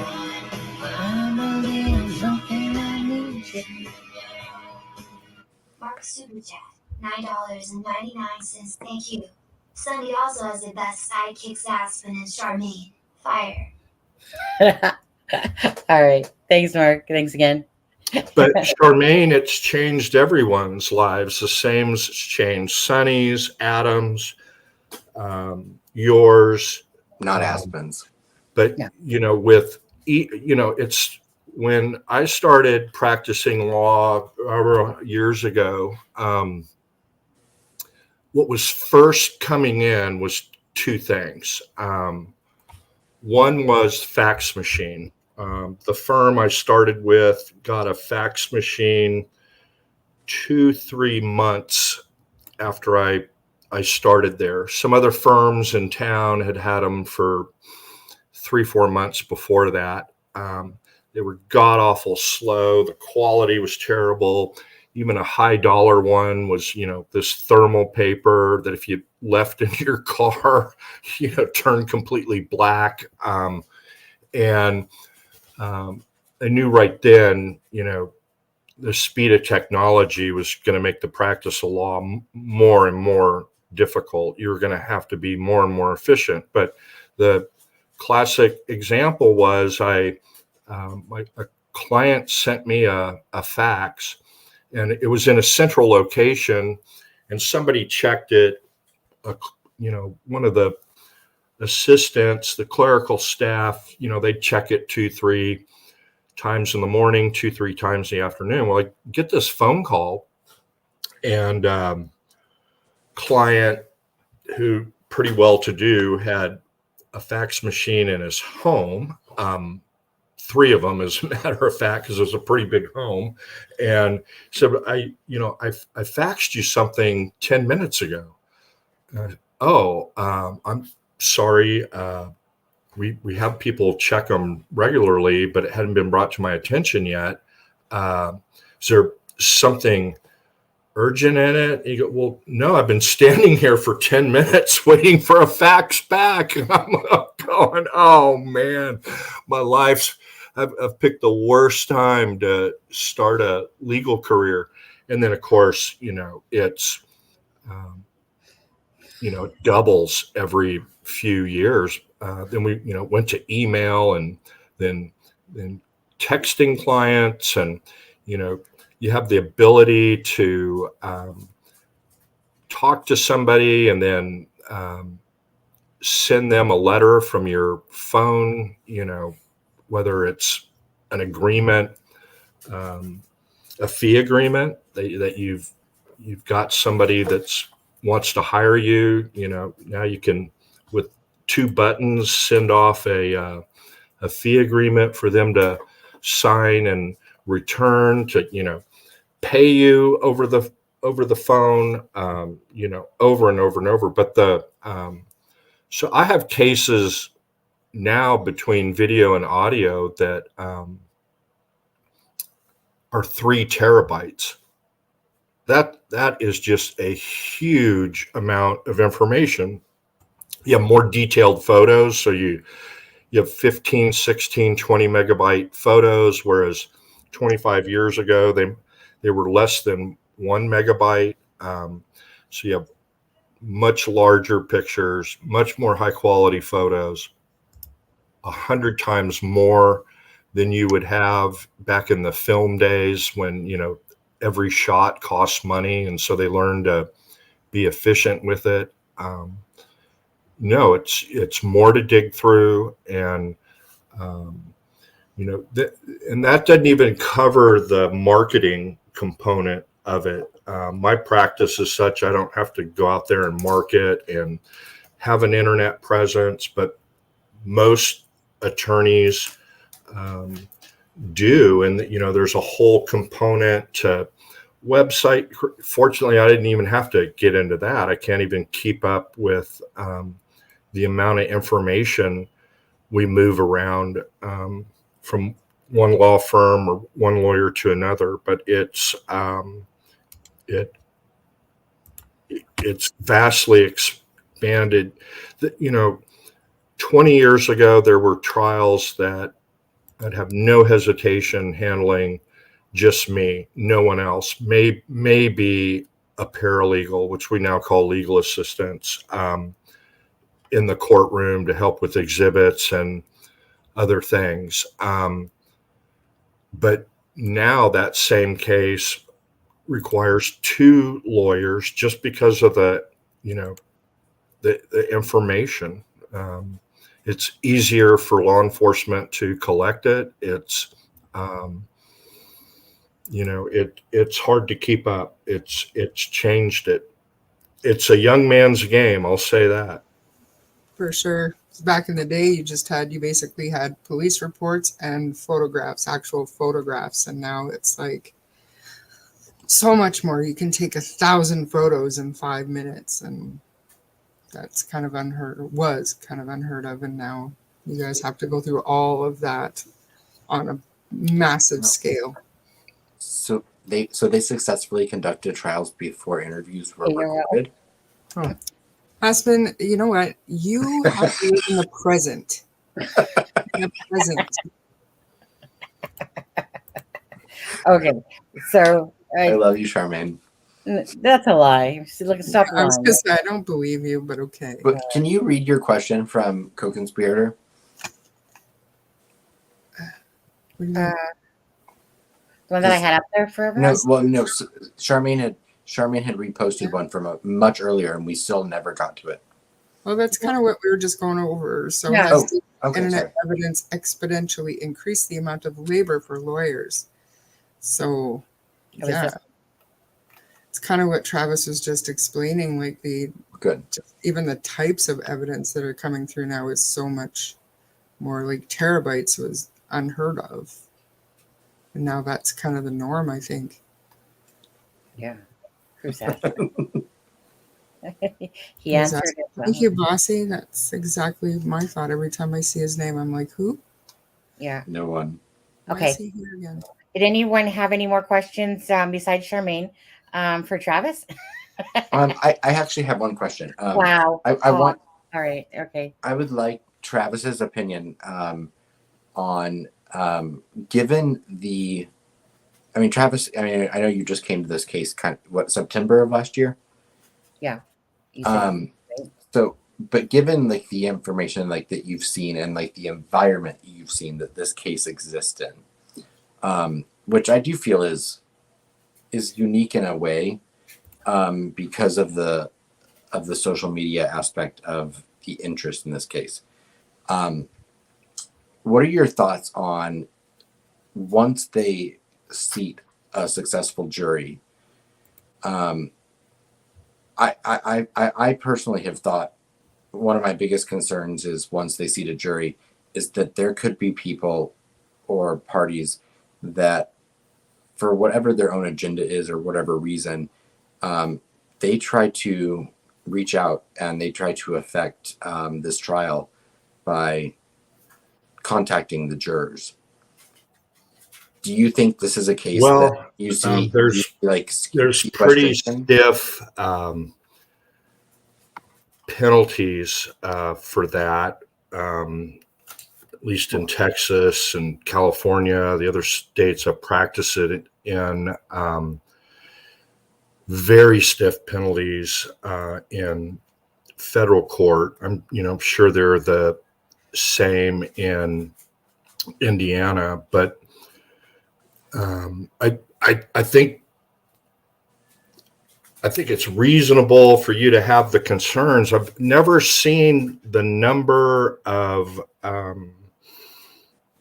folks interested in the case actually insert themselves into the case, right, in one form or another.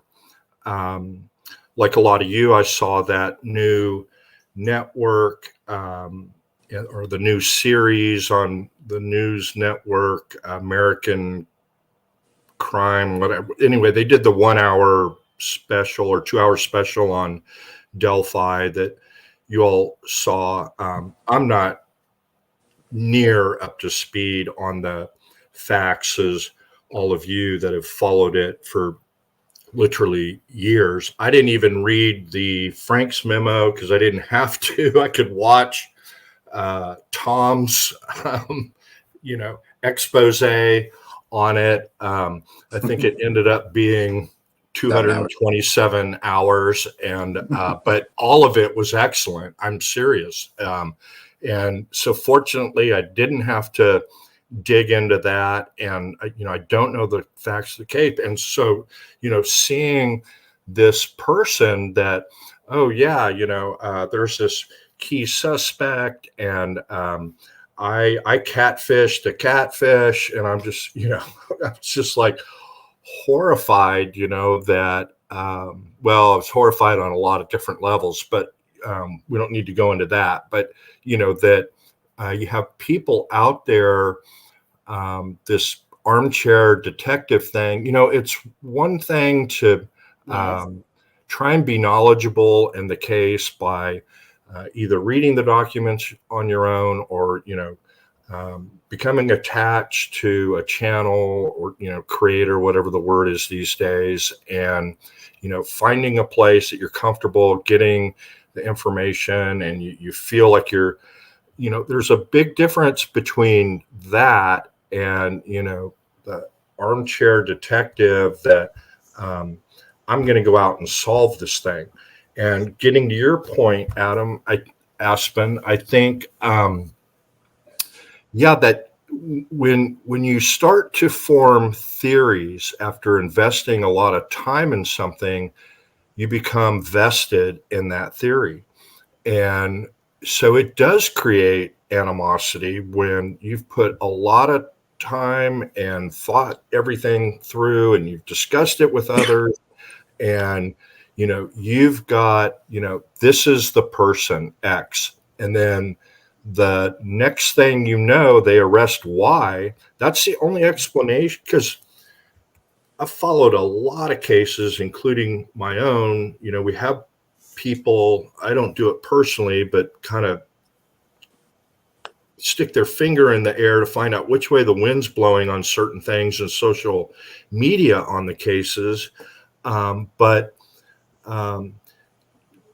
We don't have people interjecting themselves and, going out and talking to neighbors or talking to witnesses or, we have this phenomenon with the gentleman in Massachusetts being a, gonzo journalism type that got arrested or brought in to show cause. Apparently, some hockey mom thought she was being threatened by him. You all know who I'm talking about. And this is something that's kind of recent. The cases where I see like the acrimony in Reddit, for example, or cases after high profile with documentary like Stephen Avery case I was involved in on the outside many, many, many years ago, the West Memphis 3. That was at the birth of social media. We didn't have any of these platforms.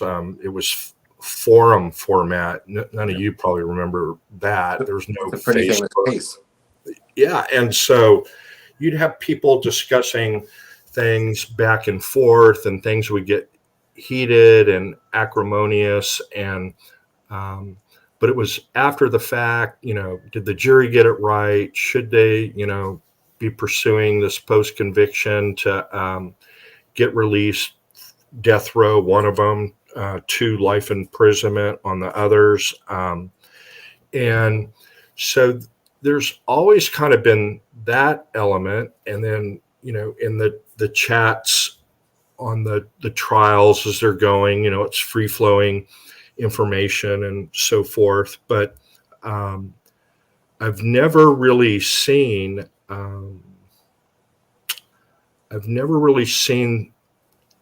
this much people inserting themselves. You got this other phenomenon that I've only heard second and third hand, where because of, I have air quotes up, ratings on platforms like YouTube and whatnot, numbers count, likes count, thumbs up count, sharing counts. I'm not saying that strictly from a monetary standpoint. If one of the goals, which I hear it articulated on this channel all the time, is to spread the word about a particular missing child, that's how you do it. You share and, you get the word out. But because of these air quotes, again, ratings, you literally, it appears, have a group of some that are literally manufacturing evidence. I mean, a lawyer would go to prison for what some of what is alleged to have occurred. I've always seen one or two kind of in a chat or discussion group that, oh, well, I'm friends with so-and-so, or, my brother-in-law's with this police report, so I've got inside info, but I got to go. And it's just kind of, you all have seen them. I've seen them in here that, I know info on this, and Right. and then, I see that you all, you handle it in a very appropriate way. Look, can't comment on something we haven't seen. I do notice on this particular case, all of you that I hang out with, I think I've even heard Tom comment about it. But, I'm here, and not so much defense diaries. I think he tells his mods to ignore that stuff. But criminal, I hear, look, until I've vetted it, I'm not even going to put it up, Right. or, it's because of this stuff floating around. It's there's, I don't know, there's a major downside to having armchair detectives actually call people up and Right. interview them and do this and do that. So, I mean, given that, do you think that hurts or helps the case for why this jury potentially should be sequestered? Well, if there was even a hint of it, they would sequester. They try not to sequester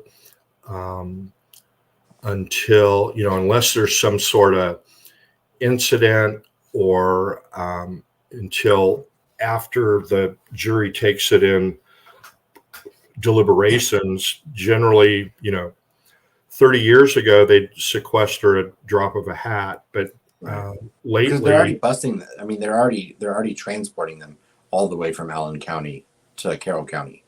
Yeah, it's so expensive to do that, and we're talking about a county that apparently is struggling to even hire a second attorney, second chair for the DA. I've seen those documents myself, the requests for money and then the approval by the county board, commission, whatever they call it there.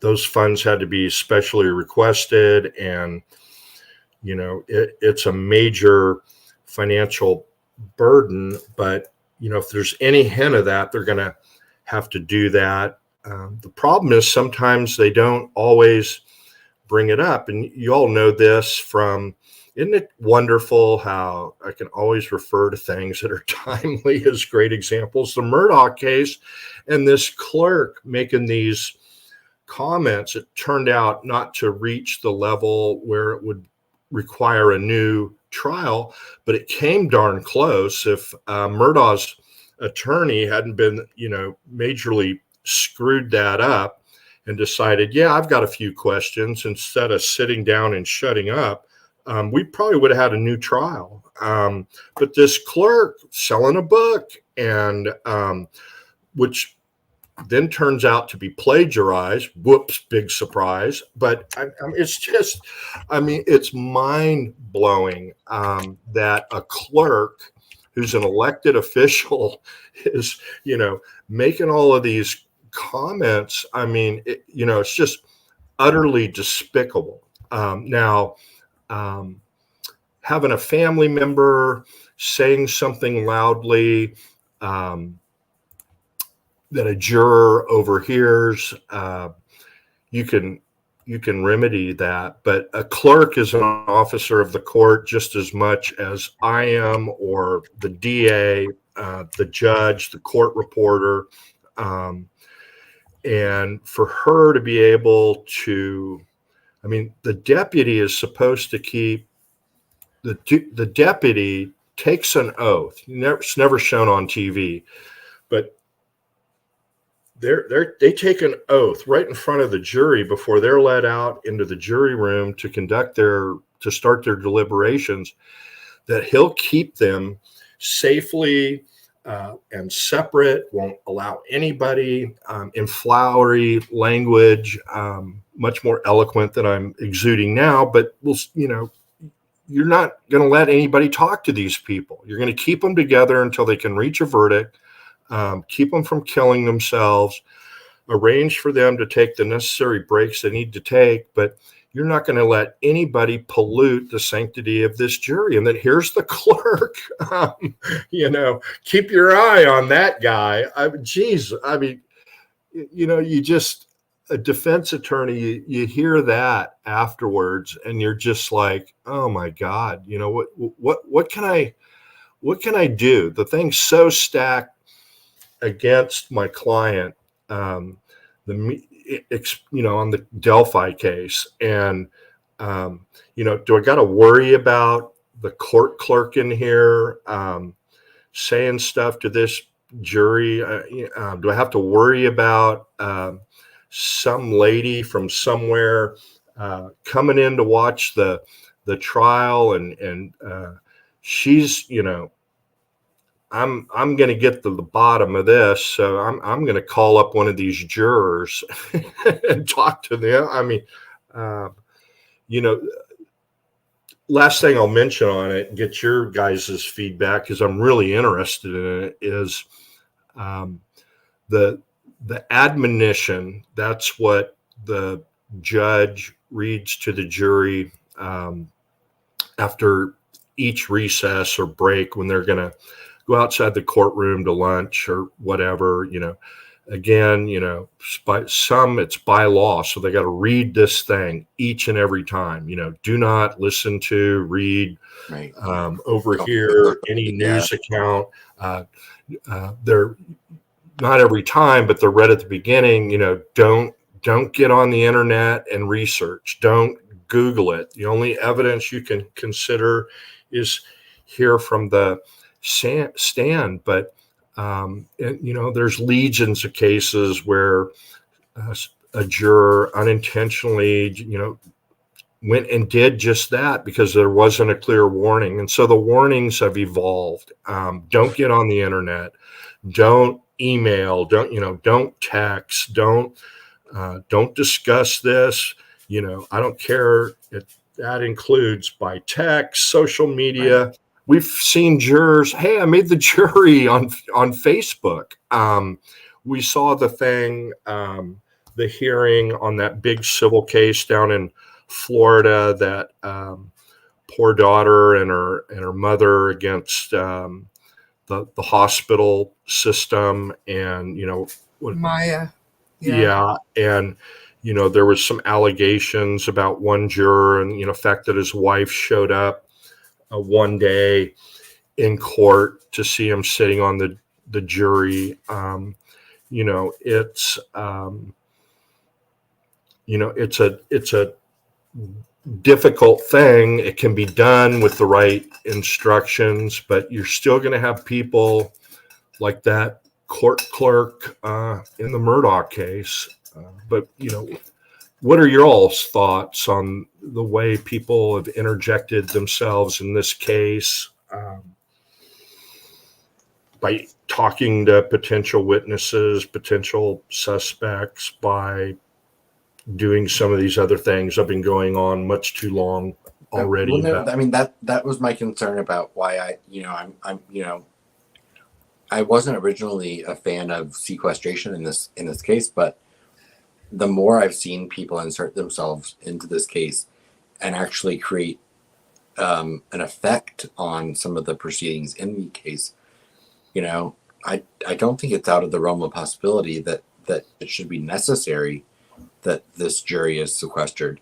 Because I frankly myself don't put it past people to not try to identify jurors and reach out to them or their family members. Well, that's absolutely going to happen. I feel I feel the same way, a little bit more than that, because a lot of the creators they make things up to get to a potential jury pool. Right.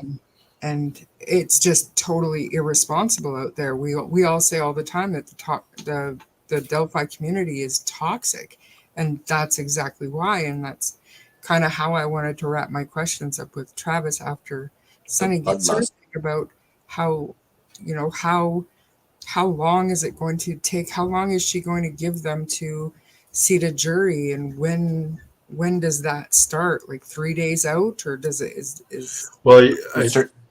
it can be, they get sequestered. They're brought in. They do the selection. They're advised. The trial's going to start next week, and none of your identities or names are going to be disclosed now. Don't share them with anyone. Report here Monday, and you're going to be sequestered from day one. It's what's much more common is stuff starts coming out in the media after the jury goes back to deliberate, or a juror reports to the judge, hey, I overheard somebody saying something, and the judge determines, there's just no way I'm going to be able to control this, so I'm going to sequester for the remainder of the deliberations. But sequestration, people hear that and they think, oh, well, they'll just get them a nice hotel, and they'll go from the hotel to the courthouse and then back. It's much more like that Grisham movie, The Juror, about the gun case in New Orleans, and that's what sequestration is much more like. You're guarded. You can't leave your room except during certain hours. Phone calls are made in a common ballroom, or whatever banquet room, whatever you call them. There's a bank of phones in there. The phones are turned off. They set up, can't get CNN on your TV. All you can get is HBO. You're not going to have a cell phone. You're not going to have access to email. You're limited in the time that you can call your family. It's a major, for it to be effective, it's a major intrusion into the jurors' lives, which they try to avoid. Plus the expense. It costs a lot of money for all that technology and whatnot. These days, and they just really don't do it unless there's been some major violation. And sometimes they just figure out it's cheaper to start over rather than sequester. Right. And that's kind of my point. Yeah. I mean, it's a concern I have, and I think it's something that everyone should keep an eye out for as we get closer to, what now should be a much sooner trial date than we thought would happen at this time yesterday. Mm-hmm. Yep. I want to go another 12 minutes, you guys, 2.5 hours, and then we'll wrap it up. I need to go to bed anyway. Yeah. The only thing I was going to say is that I have no problem if somebody has a press pass, like they got a press and they're an independent journalist and they want to try to get information and stuff like that. Right. I don't know. I kind of feel like people totally cross boundaries on, some of these YouTube creators that are boots on the ground, that some of them cross definite boundaries and stuff like that. I do like information. I'm not going to lie, but I just think that there's definitely people that take it way too far, and they harass or threaten, witnesses and stuff like that, or people that are, I don't know. I'm not a big fan of it when people cross the lines. If you want to go to the area or community and talk with people, or if you want to drive by the house in a sense and get your thing, but to literally try to sit there and knock on their door and stuff like that. You know, like for instance, if someone went up to Sebastian Rogers' parents' house, that had nothing to do with the press or whatever. I wouldn't like that, you know, because to me that would be like, come on now, like, I don't know. There's good people and there's bad people in all of the YouTube and what people do. Some people just cross the line. But yet, for instance, Charmaine, when that lady went down to the water and she was on the other side of the bridge for Audrey Cunningham, like, to me, that's fine. Grizzly Hood news. I Yeah. couldn't figure out how she got all the way down there. Like, I don't know where she lives. She must live nearby. no, she lives nearby, but I'm talking about she got right down to the riverbed. Yeah, but she was on the other side. I know, but that's still close enough. You can see, you know what I mean? Like, to me, that situation, she was too close for comfort for me, because you don't know what's on the other side of that bank. It could have been part of the crime scene. It's Well, just, they would have taped it off though, because she got there after. but it was very soon, very, very soon. It was like 4:35 when she got there. Yeah. I just feel like there's very little respect for boundaries and the process when it comes to content creators and boots on the ground. And I think that people will dig and they will try to find out who the jurors are. And I think we're going to see people come out saying that they're on the jury, lying. Like, it's going to be a shit. Oh, it's going to be a shit show as always. Right. With And that's Delphi. why I feel like the, you know, the state needs to be prepared to preemptively kind of take care of some of that if they want this trial to successfully happen. That's right. And it'd be in the defense's best interest to help them, Absolutely. Mhm, for sure. mhm. Anyways, yeah, I mean, I'm just going with the whole flow of it and how it happens, and you know, I'll be pleased if this trial happens like in the next My 7. question wasn't answered though. What was it? Because you had many. Which one was it? It was the very, very, very, very last one. Which Just one was it? how long is she going to give them? Like, is it I think I saw 3-day, or was it a 1-day jury selection? But it surprised me that it was so short. And then don't they have to like snail mail these notifications out to have people come in to do the voir dire or whatever, to seat that jury? Like, how long does that process normally take? And The you name know what I'm of- saying, Travis? Like, what can we expect there? So I thought I saw a motion, unopposed motion. These cases are all running together on me on what they call individual voir dire. It's the way we pronounce it in Texas. And that's the way they do it in a death penalty case. So they bring in one juror at a time and then they're questioned, versus in a panel of 60 or 100 or, you know, whatever it may be. And you do it one at a time so that their answers don't pollute, you know, another potential juror. And in a death penalty case, it's not unusual at all, or any case with individual sequestration, individual voir dire, for it to take a couple of weeks to pick a jury.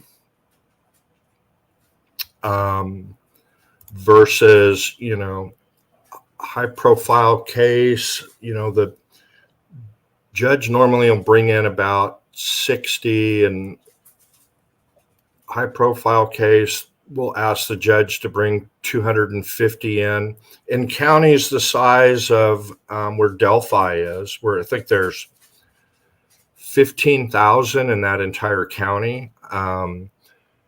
And anybody who's over 18 that's a citizen of the county and a U.S. citizen, either has a driver's license or is registered to vote, that's the pool. Sometimes it can be very, very difficult to get a panel of, you know, 200 to come in. And, you know, they'll give them they'll give them 1 day to pick a jury if it's not individual. Probably would allow a questionnaire, I would think, primarily that they would fill out. Sometimes they fill it out a week before, turn it in. The lawyers are able to go over those and then are much more efficient when it comes to jury selection day. But those questionnaires are focused primarily on what they've read, heard, seen about the case, and then whether they've formed any conclusion, because they're automatically off. If you've read anything about the case and formed an opinion about the guilt or innocence of an individual, you're not supposed to be on the case. And that's generally true in every state. So, you know, Bob Mata, I've heard him talk about it. He says from casual conversations in the street, which he admits by no means scientific, you know, purely anecdotal, is that not as many people know about the case or dug into the case like we are. But and that generally is what happens is, you know, two girls go missing. Everybody in that town, county, and region knows about it. But then people go on with their lives and they may, remember there was an arrest. That's all I can tell you.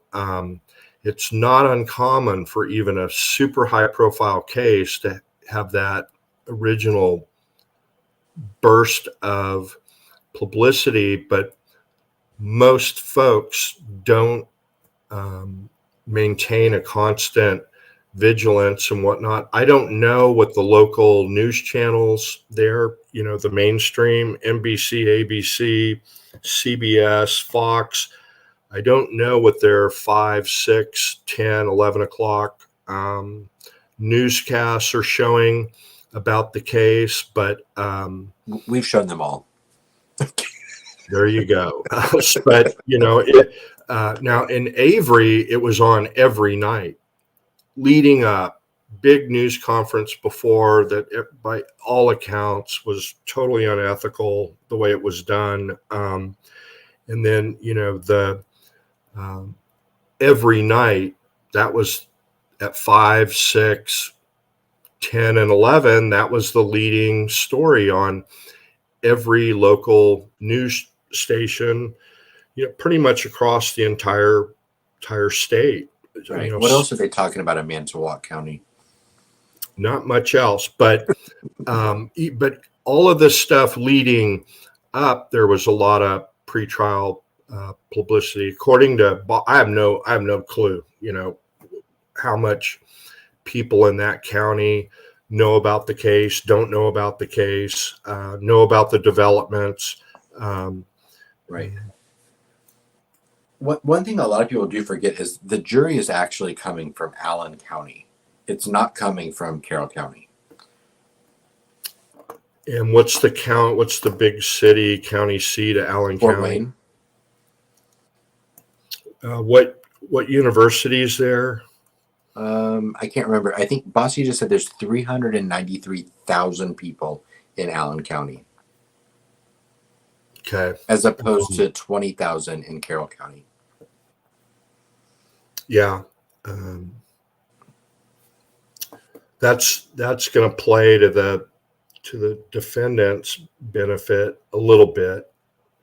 And it, you know, how up to speed, you know, I can only go by what Bob has said, which is admittedly limited, and talking to a few people, you know, which I'm sure is, you know, a waitress getting a burger or a plate of pasta, knowing him, and talking to the waiter or the waitress, and, hey, I'm here for the reporting on the Delphi case. Do you know anything about that? Well, I can tell you how to get to Delphi, but, you know, I don't know nothing about a case. You know, I don't know.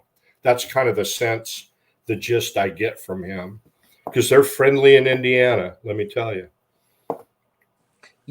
One thing I just in covering this case on social media and YouTube over the last couple of Oh, years, sorry, Adam. Time's up. That's one social. thing, Sonny, quiet. One thing that I've noticed is I'm shocked by how many people, even in Indiana, even with the profile this case has taken on nationally, internationally, that are not aware of this case. And if they are, they dismissed it because they thought it was solved a long time ago, and they don't even know why. A lot of people thought it was solved a long time ago. I mean, it's really interesting when I look at the attention this case has, and then the amount of people that aren't aware of it and have never heard of it. In Fort Indiana, Wayne or in Delphi? Well, I mean, no, I'm just in the state in general. Like I've never profiled where they all lived.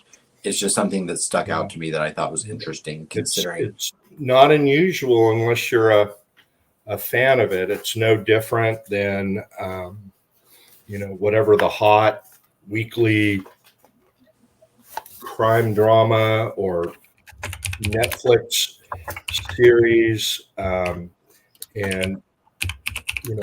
you guys seem to be on top of all of the hip current ones that deserve to be. But I've come late to the show on several series, and it's no different. What the hell are y'all talking about? Oh, there's this thing, The Sopranos. It's on HBO, man. You got to check it out. And you're really up to date there. You're really up to date there, Travis. That's. I've got a more baseline source of information for that stuff. I started my practice in Las Vegas, but anyway, they just people do them. They have a farm and they're up before sunup milking cows and doing their farming thing, and they work all day and they deal with their kids and figure out if they're going to be able to pay the mortgage. And it's there's an election, they get their voter registration card and the polling information, and they go and vote, and they go to the PTA meetings, and they drop their kids off at soccer, little league, gymnastics, whatever. That's what real people do. They don't have time to devote hours and hours into a case unless they, find a creator, content provider, channel that just like an hour out of their day for as the world turns, they get up to speed through a creator or two. And but it's a genre that has been around forever, that got launched with the reportage of In Cold Blood on a murder in Kansas that Truman Capote set Truman Capote up for life. Never had to write another book in his life, and then went from that to the groundbreaking documentary Thin Blue Line about a wrongfully convicted man in Texas, to HBO series. It was 3 2-hour episodes spread out over years, and West Memphis 3, to the phenomenon we have with the Avery case, a 10 episodes, bingeable, true crime evolution, and all of the other things that support these things. There's a fan base of true crime genre, and I'm actually I'm actually studying that in an academic way with peer-reviewed journals and articles about the phenomenon of, who gets attracted to true crime. We were talking the other day about Myers-Briggs, what different people's personalities were. Well, there are some studies about who are the people that are attracted to, not true crime books so much, but this modern thing of social media and real-time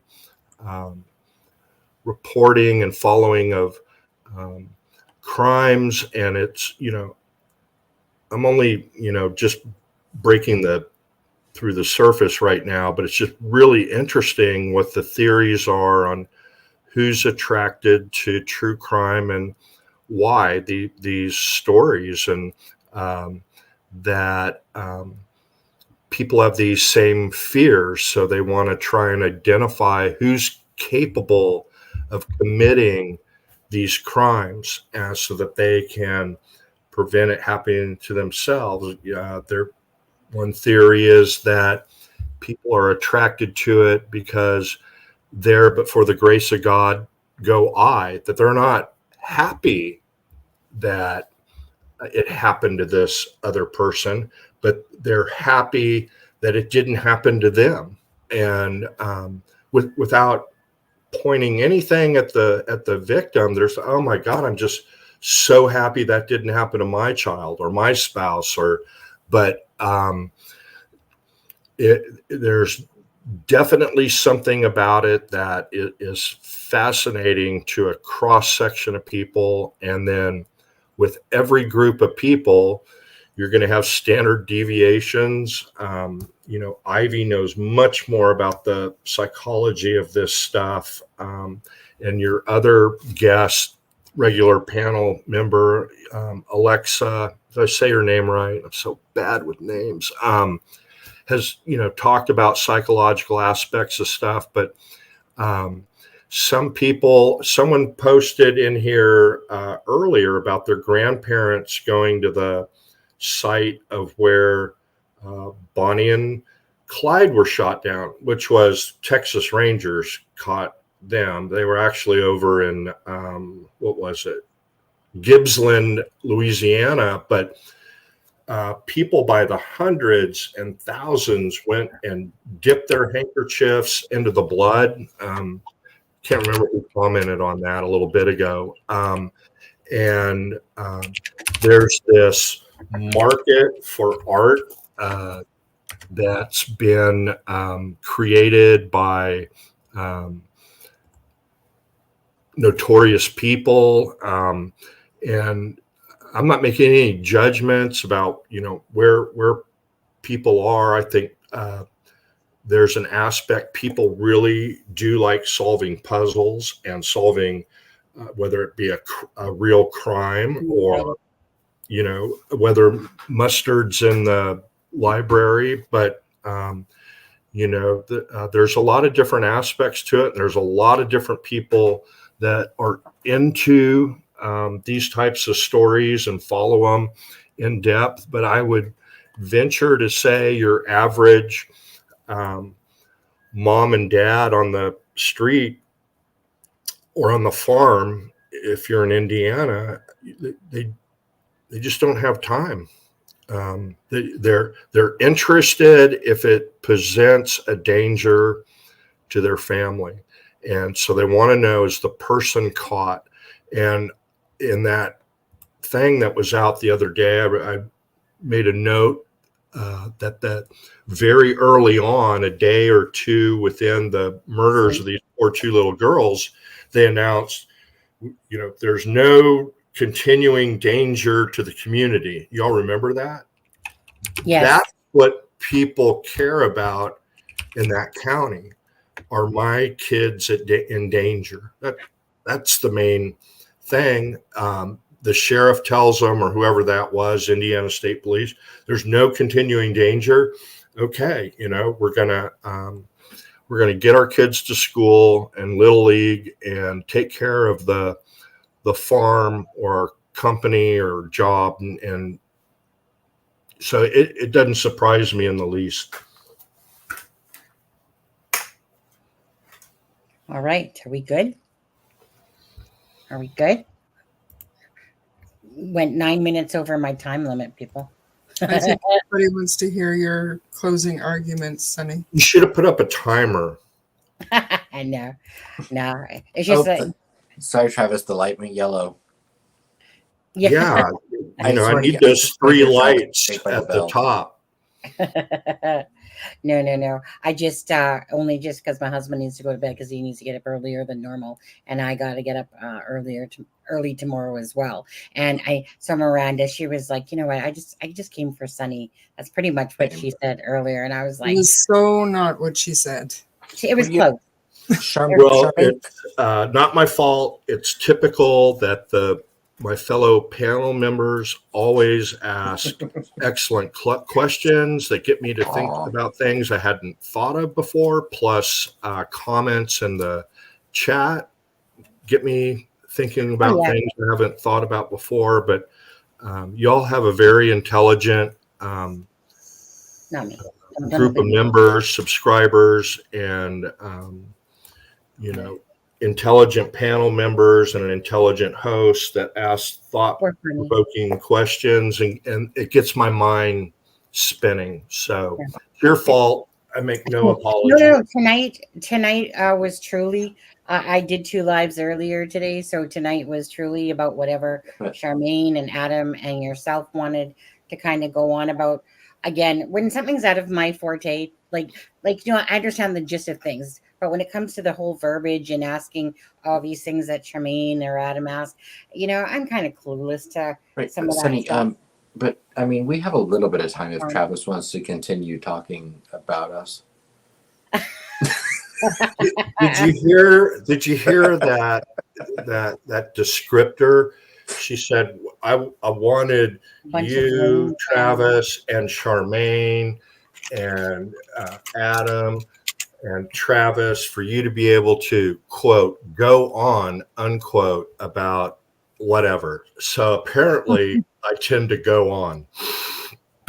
No, it was more like I know. I just hope we answered everything in chat because they're all that matters. Travis, that's like someone saying that I don't talk a lot.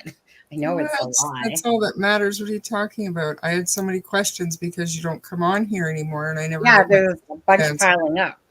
It's not that he doesn't come on here no more, but sometimes there's just those documents that you don't want to bug Travis all the time. Y'all report on important topics. Missing girl in Texas. And this Elijah. Sebastian.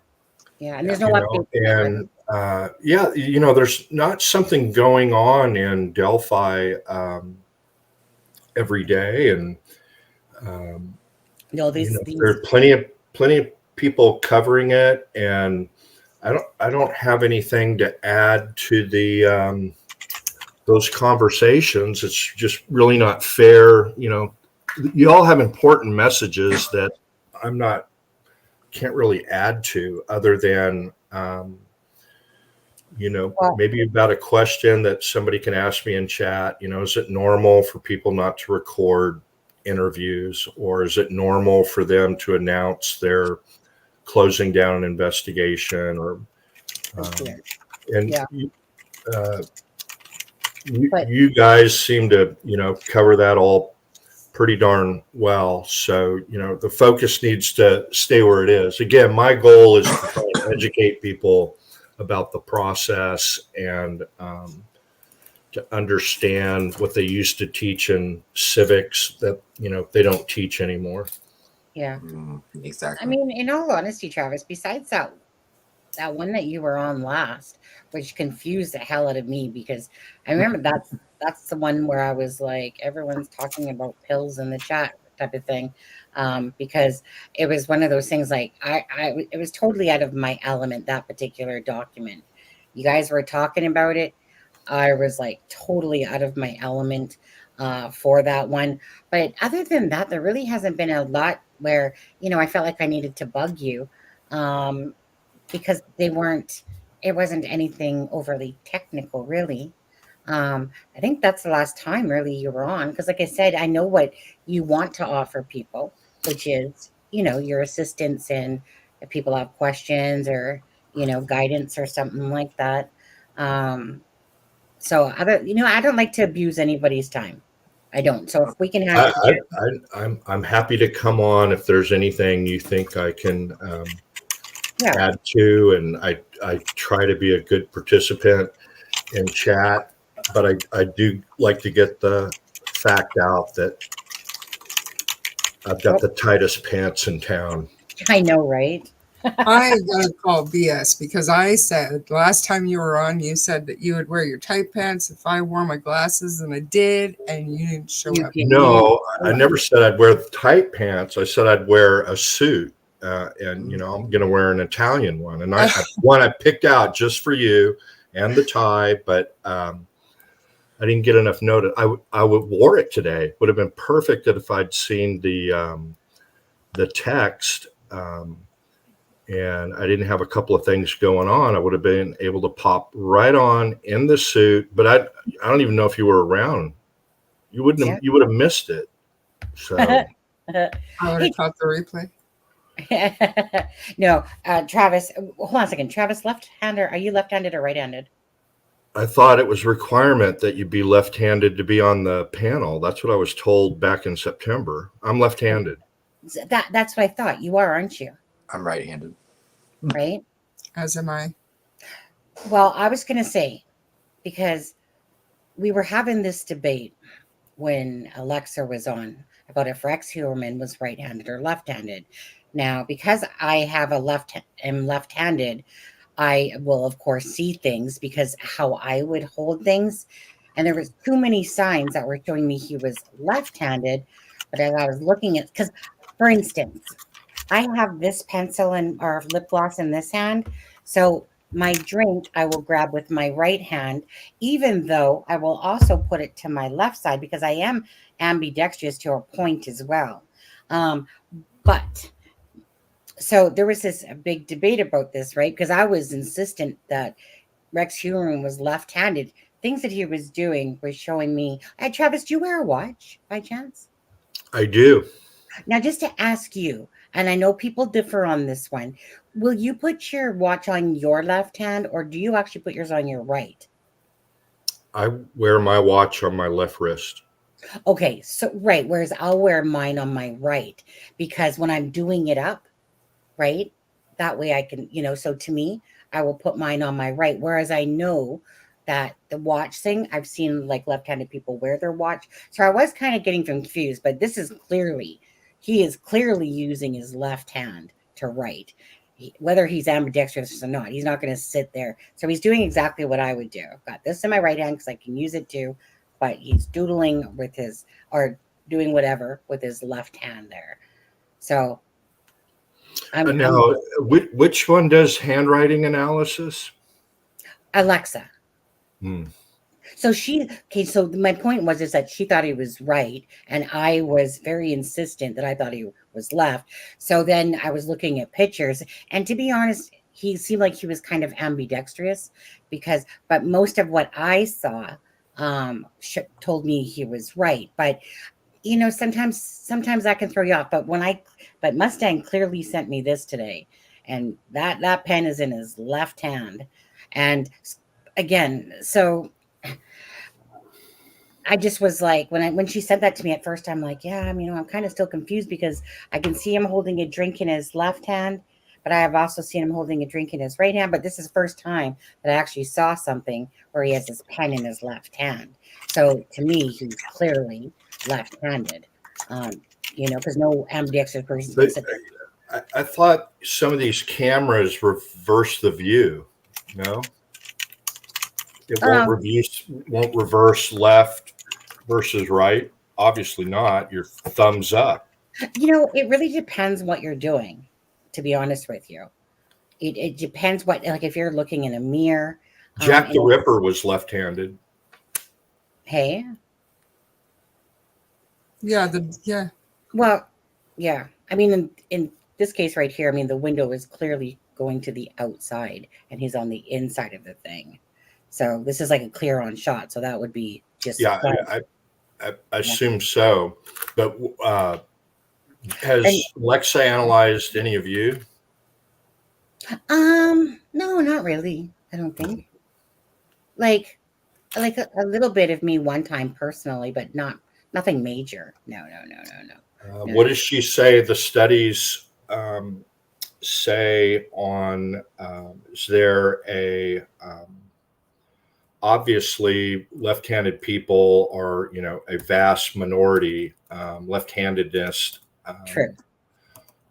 And so Sure. are perpetrators of violent crime more or less or represented the way they should be? In other words, if 10% of the population is left-handed, is 20% of violent crime committed by Right. lefties, or 5%, or 10%? Or has she said? No, I don't think it's ever been a question posed. I mean, to be honest. they're sure smarter than everybody. Lefties, Lefties are. I absolutely. find lefties are more. They're Calm down, every Bill. single artist that I've ever met, whether it's musician or artist or whatever, left-handed. Every single one. Yeah. They think they're smarter. That is No, for sure. we know. There's No, not I get objective feedback all the time that unrelated to me. Now, did you know it can vary by country? Really? Overall, worldwide, 10% of the population is left. U.S. is 13%, and then Asia, India, Japan, China, under 5%. Canada, 12.8. See So right I there. think that means, there are more smart people in the U.S. than Canada. That's generally true. for Well, sure. yeah. So, I mean, it also goes to show genetics probably play a factor into it. Yeah. I mean, if there's one thing I'll agree is that lefties for sure. Everyone I've ever met to is very creative. It's usually very like anyone in my personal life. If someone wants to tell me on here that they're not creative and they're a lefty, Well, I. Sonny, I mean, anyone- sorry you couldn't learn to do things We're- right. We're statistically better drivers, fewer accidents. Go on with your bad self there. I'm told, I don't think there's scientific basis for that, but left-handed people are better lovers. Yes, um, absolutely. Yeah, but that only applies for self-love. But I'm wondering, like, how do you know that, Travis? Yes. How do you know that? Did you do a survey on that? Because your wife told you that? No, this is a survey of 100 people, 100. a random blind survey. I wonder what woman was the subject of that test. Well, I'll admit to that being one of those participants. But, It was a survey of 100 random right-handed people given a choice between a lefty and a righty. What would you choose? Lefty? I would say a lefty just because of my own personal experience, but that's got nothing to do with them. well, it depends. Which side were they standing on? That's right. What side of the bed do you sleep on? Really? No, Sorry. no, I was just going to say my 33-year-old husband, I mean, honestly, the things that I have taught that man, being a lefty, I would consider that was very accurate what you said, Travis. And so, just like I was going to say, I need to get going. Oh, no, I thought you were just about to come. Nope. Okay, let me just mention two more things because this is serious. So, unfortunately, the downside of being left-handed, after so many benefits, which you've already heard about, left-handers have a higher than average incidence of breast cancer. We have They have a higher incident of psychotic disorders and a higher incident of PTSD. They drink. They tend to drink more. So just be aware of it. And but let me tell you from firsthand experience, the benefits greatly outweigh the potential health setbacks. Yeah. Charmaine, no, we're still green, by the way, but there was a live the other day that was green for quite a while, and then it went yellow. And I don't know what's up YouTube's ass lately, but I'm telling you this: whenever I request one of the, because you know how all of the videos are to do with whatever, like murder and all these different things, right? Whenever I request a review lately, it always comes back yellow. That's all I'm going to say, because we can, like I said, so right now it could be green and it is green, but 2 hours from now it could turn yellow. It just depends on what the little creepy crawlers come across, Like Travis, I'll just give you an example. We don't typically say RAPE out loud. It's because that is one of the words that's kind of what we don't deem as YouTube friendly, but I say murder all the time, but certain words, like that's why certain cases I don't usually talk about them, because they're too, like the CP cases and stuff like that, because you can pretty much guarantee you're getting a yellow talking about that stuff, on there. YouTube is very finicky, but I've just noticed whenever I've requested a review, they used to be always green. Like it was very rare that the odd little jerk off at sitting there clicking the button, green or yellow, whatever. Most of them would always come back green, but lately every time I've requested a review on any of the topic, it keeps coming back as yellow. And what happens is that means it's not monetized, right? So basically that's like sitting on a live for 3 hours and you earned basically nothing off the live besides donations. That's different, but I'm talking about for ad purposes from YouTube, you virtually did earned shit all. Does it bug me? Kinda, because they're not balanced in how they do things. If there was, some consistency to their madness of what, you know what I mean?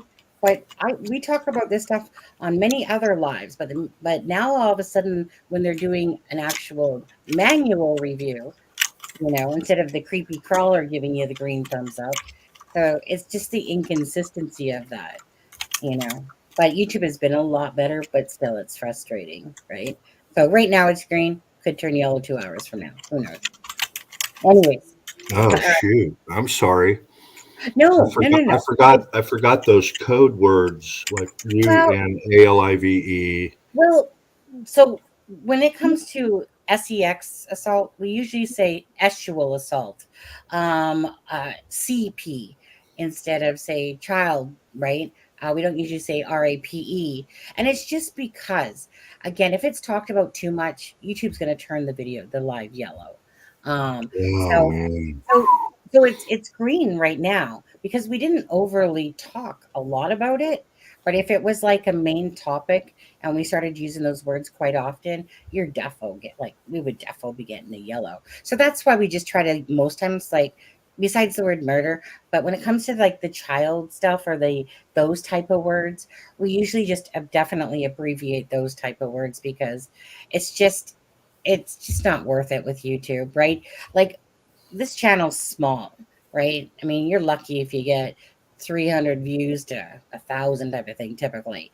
But imagine if this channel was big like some of those channels and they had over 100K views or 200K views and their channel's getting demonetized because of something that they said in there. And it might have been something small. But again, right? YouTube is not very well balanced yet still. But anyway. Yeah, so I think we've lost our panel. They're engaged in a conversation about upper and lower thresholds, age thresholds. Oh. I'm trying to put this into code language. And, there's just some things some people won't do. I actually haven't been paying attention to them for the last 2 minutes. I'm so sorry, guys. I think Aspen started it. And actually, Charmaine. No, I didn't. Charmaine did. No, I so did not. I am responding to your rudeness. No, Charmaine did. No. Oh, To man. be fair, Charmaine said, except I have an age restriction. That's the comment that started it. And then what did Oh, you say? boy. Totally unnecessary. Oh. 22. Okay, you guys. I, We've so gone over that 3-hour mark. yeah, now. I've got to go. Anyway, I've got to go, Yeah, Charmaine. You guys, thank you guys so much for joining us. Thank you to Mark for the 2 super chats from $9.99. Thank you, Miss Dog Lover, for your $4.99 super chat. Thank you guys for joining us. Please hit that like and appreciate the fact of when Travis can come on and and give us that information that an almost lawyer is almost there, but this lawyer is not a lawyer. And Charmaine and that. But anyways, give likes for those guys. It's Oh, not and just Charmaine and that's so nice. She's awesome. This is yeah, Charmaine. Yeah, she's just amazing and awesome. But anyways, thank you, Travis. Thank you always for your expertise. Thank you, Travis. We really your appreciate knowledge. it. Thank you for having me. I enjoyed it as always. Well, I know one day we're just gonna have a little drinky night, like just a serious drinky night, a live type of thing. Just I think Friday night we should have. I'll show everybody how to make the perfect Bloody Mary / Caesar. Last time he suggested that, he didn't show up. I just want to point out. This is true. This is true, Travis. We You know what? I would have we had a forgotten. party night and Travis didn't show up. I would have forgotten about that if Adam and Charmaine didn't bring that up. To be honest, Because we wanted Travis there. He was, we were excited to party with him. No, what the deal was, Charmaine was supposed to FaceTime me at a cocktail party she went to, and she stood me up. I got drunk. Oh, that one. She was going to bring me along, FaceTime. And so, no, that's where that broke down. I made the airline trip, so. Yeah, Miss Deb, give Deb a hug for us tomorrow if you see her. Deb, Hi. what you doing? Oh, you get to hang out with Deb. Oh, Give Deb a big hug for us. yeah. Have a great time. Yeah, I mean, she's not a Sunny for sure, but hey, you know what? But yeah, thanks for having me. I enjoyed it. Anytime, you, let me know. Thanks, All right. Travis. Thanks, Travis. And okay, you guys have anything else to say before we go? No? Nope. No? Okay. Take care, guys. Have a good night. Thank Good you night. so much. And The world is cold.